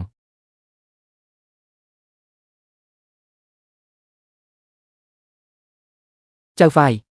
ជនភៀសខ្លួនទាំង3000នាក់បានចុះចាញ់ទាំងអស់ហើយធ្វើបានល្អណាស់ចាងហ្វីបងស្រីឈីងបងមិនអីទេត្រូវទេខ្ញុំមិនអីទេយោហ្វូតើគាត់ជាអ្នកណាគាត់គឺជាកូនចៅរបស់ខ្ញុំធ្លាប់ស្គាល់គ្នានៅក្នុងទីប្រជុំជនមុននេះចាងហ្វៃនេះគឺជាបងស្រីឈីងខ្ញុំសូមជម្រាបសួរបងស្រីឈីងហេតុអ្វីបានជាសុកគាត់លេចមុខនៅក្នុងវិហារនេះខ្ញុំនិងចាងហ្វៃបានណាត់គ្នារួចហើយថាថ្ងៃនេះគាត់នឹងមករកខ្ញុំនៅក្នុងភូមិតាមពិតគឺបែបនេះសោះយករបស់ទាំងនេះទៅលក់ទៅចាត់ទុកថាជាការសងជំងឺចិត្តដល់លោកម្ចាស់គូចោះលឿនឡើងប្រញាប់ជួយមនុស្សលោកឪពុកកូនសម្លាញ់ចិត្តឪពុកកូនសម្លាញ់របស់ពុកកូនមិនអីទេមែនទេលោកពុកកុំបារម្ភអីកូនមិនអីទេលោកពុកគឺលោកក្លាហានចាងហ្វីនេះហើយដែលបានជួយពួកយើងឯមេក្រុមជនភៀសខ្លួនដែលបង្កការវឹកវរស្លាប់អស់ហើយអរគុណច្រើនណាស់ល្អណាស់អរគុណលោកក្លាហានដែលបានលះបង់ជីវិតជួយសង្គ្រោះលោកម្ចាស់មិនបាច់គួរសំទេពួកក្បត់ពួកនេះសំតែស្លាប់ទៅហើយអាម្នាក់នេះហ៊ានមកបំផ្លាញការល្អរបស់អញផងអញច្បាស់ជាត្រូវសម្លាប់វាឲ្យខានតែបានលោកម្ចាស់គូគុំជឿវាអីវាជាបាក់ពួកតែមួយជាមួយពួកជនភៀសខ្លួនទេមកទទួលមួយលំពេងរបស់អញអាមនុស្សស្រែចម្ការចរិតត្រគូបោះបោកហ៊ានមកប្រកួតប្រជែងជាមួយមេតបដូចជាអញផងទៅងាប់ទៅគួរឲ្យស្អប់ណាស់ទទួលមួយលំពេងទៀតលោកម្ចាស់គូចាងហ្វីលេចមុខមកភ្លាមបែបនេះច្បាស់ជាមានរឿងមិនប្រក្រតីនៅពីក្រោយហើយប្រកាសជាវាបានខົບខិតជាមួយពួកជនភៀសខ្លួនរៀបចំផែនការពាត់ចាប់អ្នកនាងគូហើយនិយាយផ្ដេសផ្ដាស់តើអ្នកមានភស្តុតាងអ្វីមកបញ្ជាក់ថាចាងហ្វីខົບខិតជាមួយពួកជនភៀសខ្លួនបើលោកមិនជឿទេអាចទៅពិនិត្យមើលថាតើប្រាក់លុះចំនួន3000ដំឡឹងនៅទីនោះដែរឬទេជំរាបលោកម្ចាស់នៅកន្លែងកើតហេតុបន្សល់ទុកតែគ្រឿងអលង្ការរីប៉ាយមួយចំនួនប៉ុណ្ណោះមិនឃើញមានប្រាក់លុះ3000ដំឡឹងនោះទេរឿងនេះ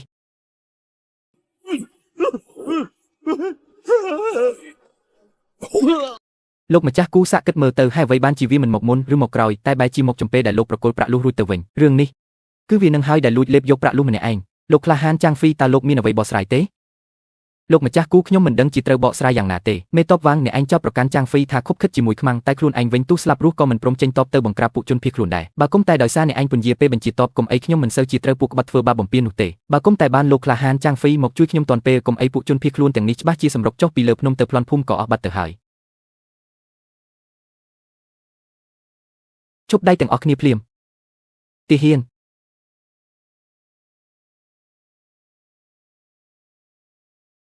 នៅទីនេះមេតបវ៉ាងបានធ្វើឲ្យខូចការងារកងទ័ពចាប់ខ្លួនគេឲ្យយើងទទួលបញ្ជា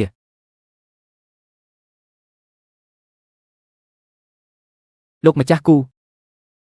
ហេតុអ្វីលោកជឿពាក្យបង្កាច់បង្ខូចបែបនេះមេតបវ៉ាងឯងអ្នកធ្វេសប្រហែសនឹងទូនីតិមុនសោះរឿងនេះយើងនឹងស៊ើបអង្កេតរកការពិតឲ្យឃើញចាប់ខ្លួនគេទៅ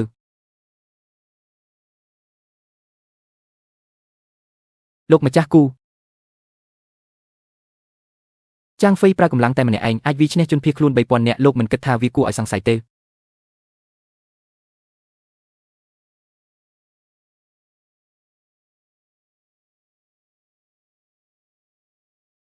ខ្លួនឯងគ្មានសមត្ថភាពវាមិនឈ្នះជនភៀសខ្លួនផងបែរជាមកច្រណែននឹងអ្នកមានសមត្ថភាពទៅវិញ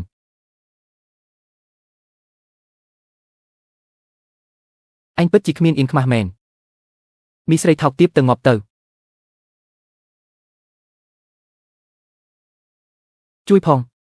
បងស្រីឈៀងស៊ូយាឈៀងឈប់ភ្លាមទៅងាប់ទៅកុំអី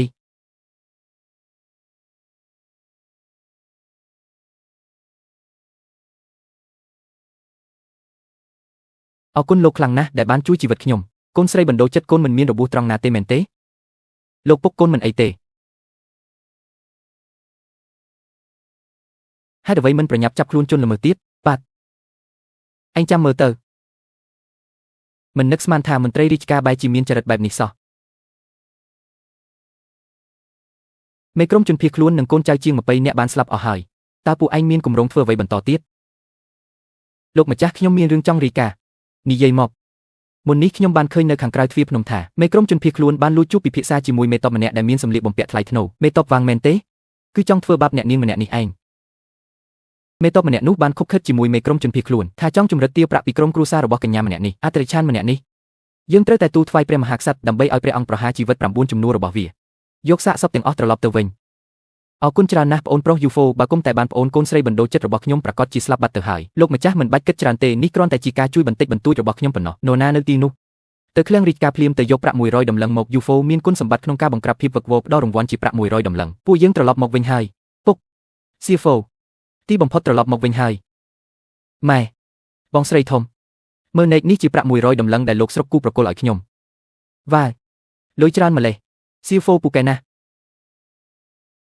នេះជាបងប្អូនធម៌ថ្មីរបស់ខ្ញុំចាងហ្វៃបងប្រុសចាងហ្វៃឆាប់ចូលក្នុងផ្ទះអង្គុយមកបងប្រុសចាងហ្វៃញ៉ាំឲ្យបានច្រើនណាស់កាលពីយប់មិញបើគ្មានបងប្រុសចាងហ្វៃប្រថុយជីវិតជួយសង្គ្រោះទេសៀហ្វូរបស់ខ្ញុំប្រកាសជាមិនបានត្រឡប់មកវិញទេខ្ញុំញ៉ាំឆ្អែតហើយអរគុណសម្រាប់ការទទួលបដិសណ្ឋារកិច្ច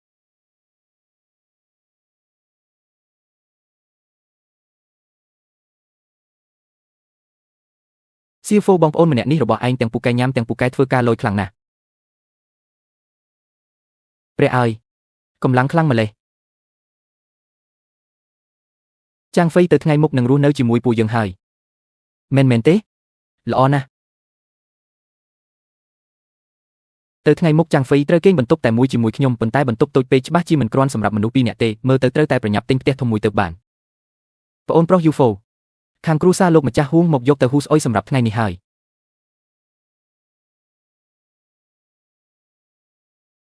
ហេមកហើយហត់នឿយហើយប្អូនប្រុសយូហ្វូចាប់ពីថ្ងៃស្អែកទៅខ្ញុំនឹងមិនមកយកទៅហ៊ូស្អុយទៀតទេហេតុអ្វីទៅពេលនេះមានគ្រោះទុរភិក្សរីករាលដាលគ្រប់ទីកន្លែងពោពេញដោយជនភៀសខ្លួននិងចោរព្រៃដើម្បីសុវត្ថិភាពលោកម្ចាស់បានសម្រេចចិត្តផ្លាស់ទៅទីរួមខេត្តហើយទៅថ្ងៃមុខនឹងមិនត្រឡប់មកទីប្រជុំជនស៊ីវហ៊ឺទៀតទេសូម្បីតែអ្នកមាននៅក្នុងទីរួមស្រុកក៏ចាប់ផ្ដើមត្រៀមខ្លួនរត់ភៀសខ្លួនដែរហើយខ្ញុំក៏ត្រូវតែប្រញាប់ប្រញ័ររៀបចំខ្លួនដែរនិយាយថាសូម្បីតែនៅក្នុងភូមិផ្ទះចាស់របស់គ្រួសារត្រកូលហួងក៏ត្រូវលក់ដែរលក់ផ្ទះចាស់មែនទេតើផ្ទះចាស់នោះលក់តម្លៃប៉ុន្មានមិនដែរតើប្អូនប្រុសយូហ្វូចង់ទិញមែនទេបាត់មែនហើយខ្ញុំកំពុងតែចង់ជួយគ្រួសារដូរផ្ទះធំមួយអូមិនអីទេខ្ញុំនឹងត្រឡប់ទៅសួរចៅហ្វាយនីឲ្យ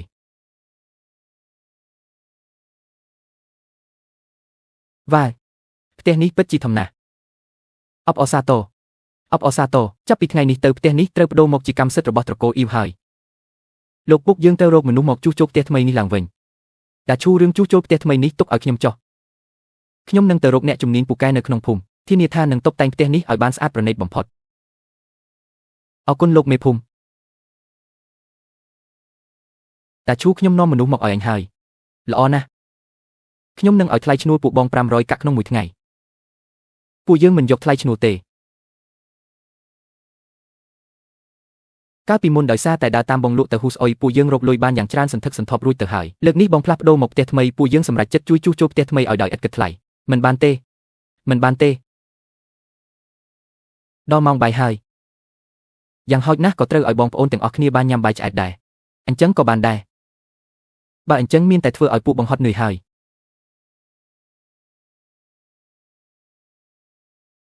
បងធំពួកយើងក៏មកជួយដែរល្អសុទ្ធតែជាមនុស្សគ្នាយើងសោះថ្ងៃក្រោយមានសុខរួមសុខមានទុក្ខរួមទុក្ខ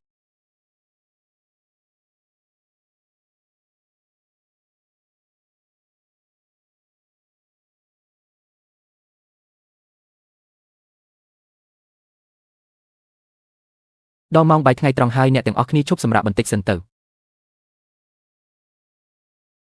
ហត់នឿយហើយថ្ងៃនេះខ្ញុំសូមប៉ាវអ្នកទាំងអស់គ្នាខ្ទប់សាច់ជ្រូកខុងនេះជាសាច់ខោមិននឹកស្មានថាមានម្ហូបល្អយ៉ាងនេះសោះឈ្ងុយណាស់ទាំងអស់គ្នាញ៉ាំឲ្យឆ្អែតញ៉ាំឲ្យឆ្ងាញ់ណាស់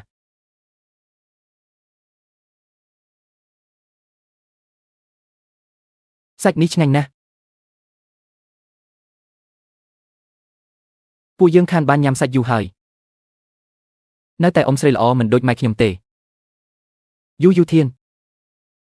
អ្នកណាឲ្យអញមកទីនេះប្រញាប់ត្រឡប់ទៅវិញជាមួយអញភ្លាមខ្ញុំមិនទៅវិញទេអាគំរក់នេះគិតតែពីរឿងចង់បានចំណេញពីគេរាល់ថ្ងៃឯងមានកំណត់តែប៉ុណ្្នឹងទេហីវានៅតែគ្រាន់បើជាងដាច់ពោះស្លាប់ដែរខ្ញុំមកធ្វើការផ្ទះអ៊ំប្រុសមានសាច់ញ៉ាំទៅផ្ទះវិញបានតែផឹកស៊ុបបន្លែព្រៃទេ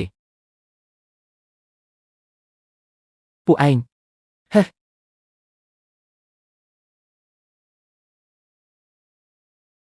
ផ្ទះថ្មីស្អាតណាស់រឿងសេរីសួស្ដីឡើងផ្ទះថ្មីពួកយើងត្រូវតែអញ្ជើញសាច់ញាតិនិងមិត្តភក្តិទាំងអស់រួមទាំងបងប្អូនដែលបានជួយជួសជុលផ្ទះផងដែរមកពិសាអាហារជុំគ្នាល្អណាស់រាជវាំងកោតសរសើរយុវជនយូហ្វូនិងវីរបុរសចាងហ្វៃដែលមានគុណសម្បត្តិក្នុងការបង្ក្រាបការបះបោរដោយប្រកល់រង្វាន់ជាមាស 1000 ដំឡឹងពិតជាល្អណាស់ត្រូវតែប្រញាប់យកដំណឹងល្អនេះទៅប្រាប់យូហ្វូភ្លាម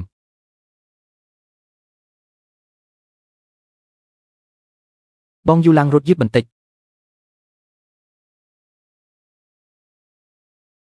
ស្នាដៃបងថ្លៃស្រីពិតជាសូមអរគុណអ្នកទាំងអស់គ្នាបងធំផ្ទះរបស់បងពិតជាស្អាតណាស់ថ្ងៃនេះពួកយើងទាំងពីរមិនស្រវឹងមិនទៅផ្ទះទេ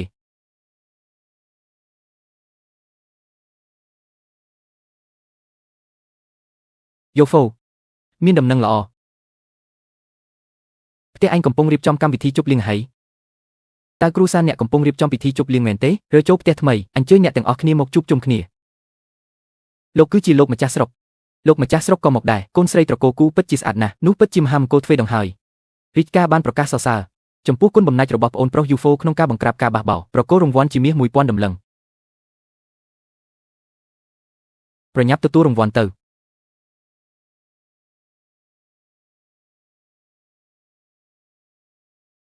ទូលបង្គំជាប្រជារាស្ត្រសូមក្រាបថ្វាយបង្គំដឹងគុណព្រះមហាករុណាธิគុណដ៏ខ្ពង់ខ្ពស់របស់ព្រះអង្គល្អមានអ្វីអស្ចារ្យទៅ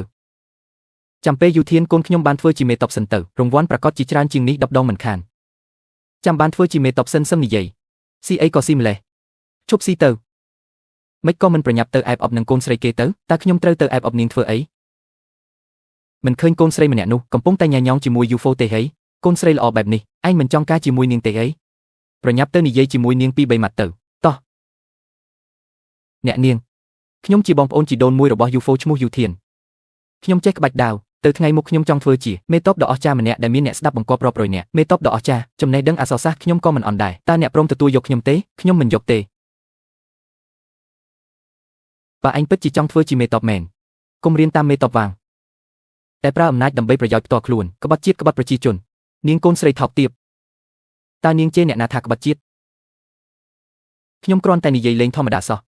តើអ្នកមកស្រែកឡូឡាធ្វើអីមេស្រីចង្រៃនាងពិតជាគិតថាពួកយើងងាយនឹងធ្វើបាបមែនទេប្រាប់នាងឲ្យដឹងទៅកូនប្រុសរបស់ខ្ញុំគឺជាអ្នកដែលត្រូវធ្វើជាមេតបធំចាំពេលកូនខ្ញុំបានធ្វើជាមេតបធំសូម្បីតែធ្វើជាប្រពន្ធចុងរបស់គេក៏នាងមិនសមដែរតើអ្នកណាហ៊ានមកធ្វើបាបស៊ីឈីងកូនស្រីខ្ញុំលោកម្ចាស់កូនស្រីរបស់លោកពិតជាគ្មានមារយាទមែនកូនប្រុសរបស់ខ្ញុំគឺជាសទ្រូងរបស់ប្រទេសជាតិនាពេលអនាគតនាងបែរជាហ៊ានមកដាក់ទំនាយកូនប្រុសខ្ញុំទៅវិញតើកូនប្រុសរបស់ឯងឈ្មោះអីឈ្មោះយូធានថ្ងៃនេះយើងនឹងដាក់លិខិតទៅក្រសួងការពារជាតិថ្ងៃនេះយើងនឹងដាក់គំនាស់ទៅក្រសួងសឹកភូមិធ្វើឲ្យវាអស់មួយជីវិតនេះមិនអាចចូលបម្រើកងទ័ពបានឡើយលោកម្ចាស់ហេតុអ្វីលោកអាចបំផ្លាញអនាគតកូនប្រុសខ្ញុំព្រោះតែស្រីថោកទាបម្នាក់នោះឯងទេដែលថោកទាបខ្ញុំជាគូស៊ីវឈីងជាកូនស្រីរបស់លោកមេស្រុកគូឯងលោកម្ចាស់ប្អូនថ្លៃនិងក្មួយប្រុសរបស់ខ្ញុំមិនដឹងខុសត្រូវនិងគ្មានមារយាទទេសូមលោកម្ចាស់មេត្តាលើកលែងទោសផងមិនអីទេលើកនេះដាក់ទោសតែ3ឆ្នាំចុះមិនអនុញ្ញាតឲ្យមានលើកក្រោយទៀតទេអរគុណលោកម្ចាស់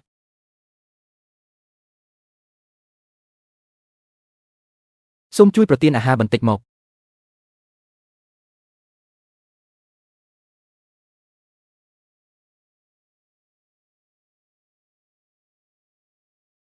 ពេលបង្ក្រាបបបរលើកមុនបានបន្សល់ទុកជនអនិច្ចាជាង3000នាក់យើងពិតជាមិនដឹងថាគួររៀបចំលំនៅឋានឲ្យពួកគេដោយរបៀបណាទេលោកម្ចាស់រីសទៀបម្នាក់នេះមានវិធីអូនិយាយមកមើលមិនសូវឲ្យពួកគេឡើងភ្នំទៅកាប់ឆ្ការដីព្រៃដាំដុះដំណាំដែលផ្ដល់ទិន្នផលខ្ពស់រួចយកភោគផលដែលប្រមូលបានទៅលក់ជាវិធីល្អណាស់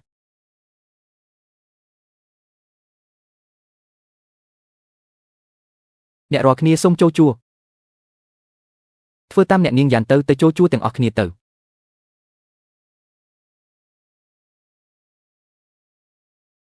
បងស្រីយ៉ាននេះជាពោតដែលទើបតែប្រមូលផលថ្មី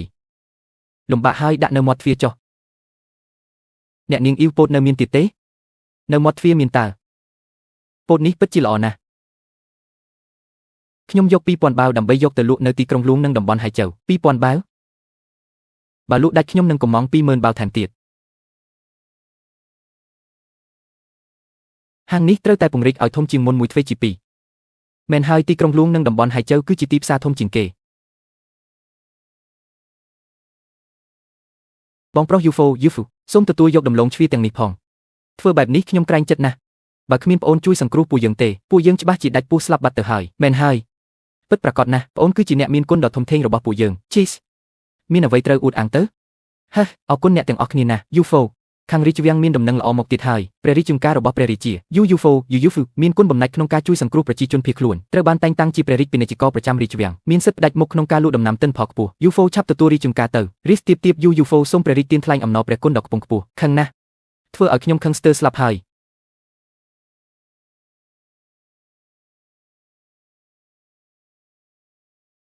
វ៉ាមានម្ហូបច្រើនម្លេះ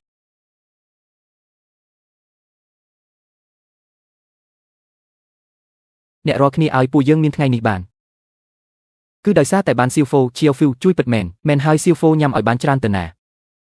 ទៅថ្ងៃមុខទោះបីជាសង្គមមានភាពវឹកវរយ៉ាងណាក៏ដោយឲ្យតែពួកយើងរួបរวมគ្នាជាធ្លុងមួយពួកយើងច្បាស់ជាអាចជំនះរាល់ឧបសគ្គទាំងពួងបានជាមិនខាន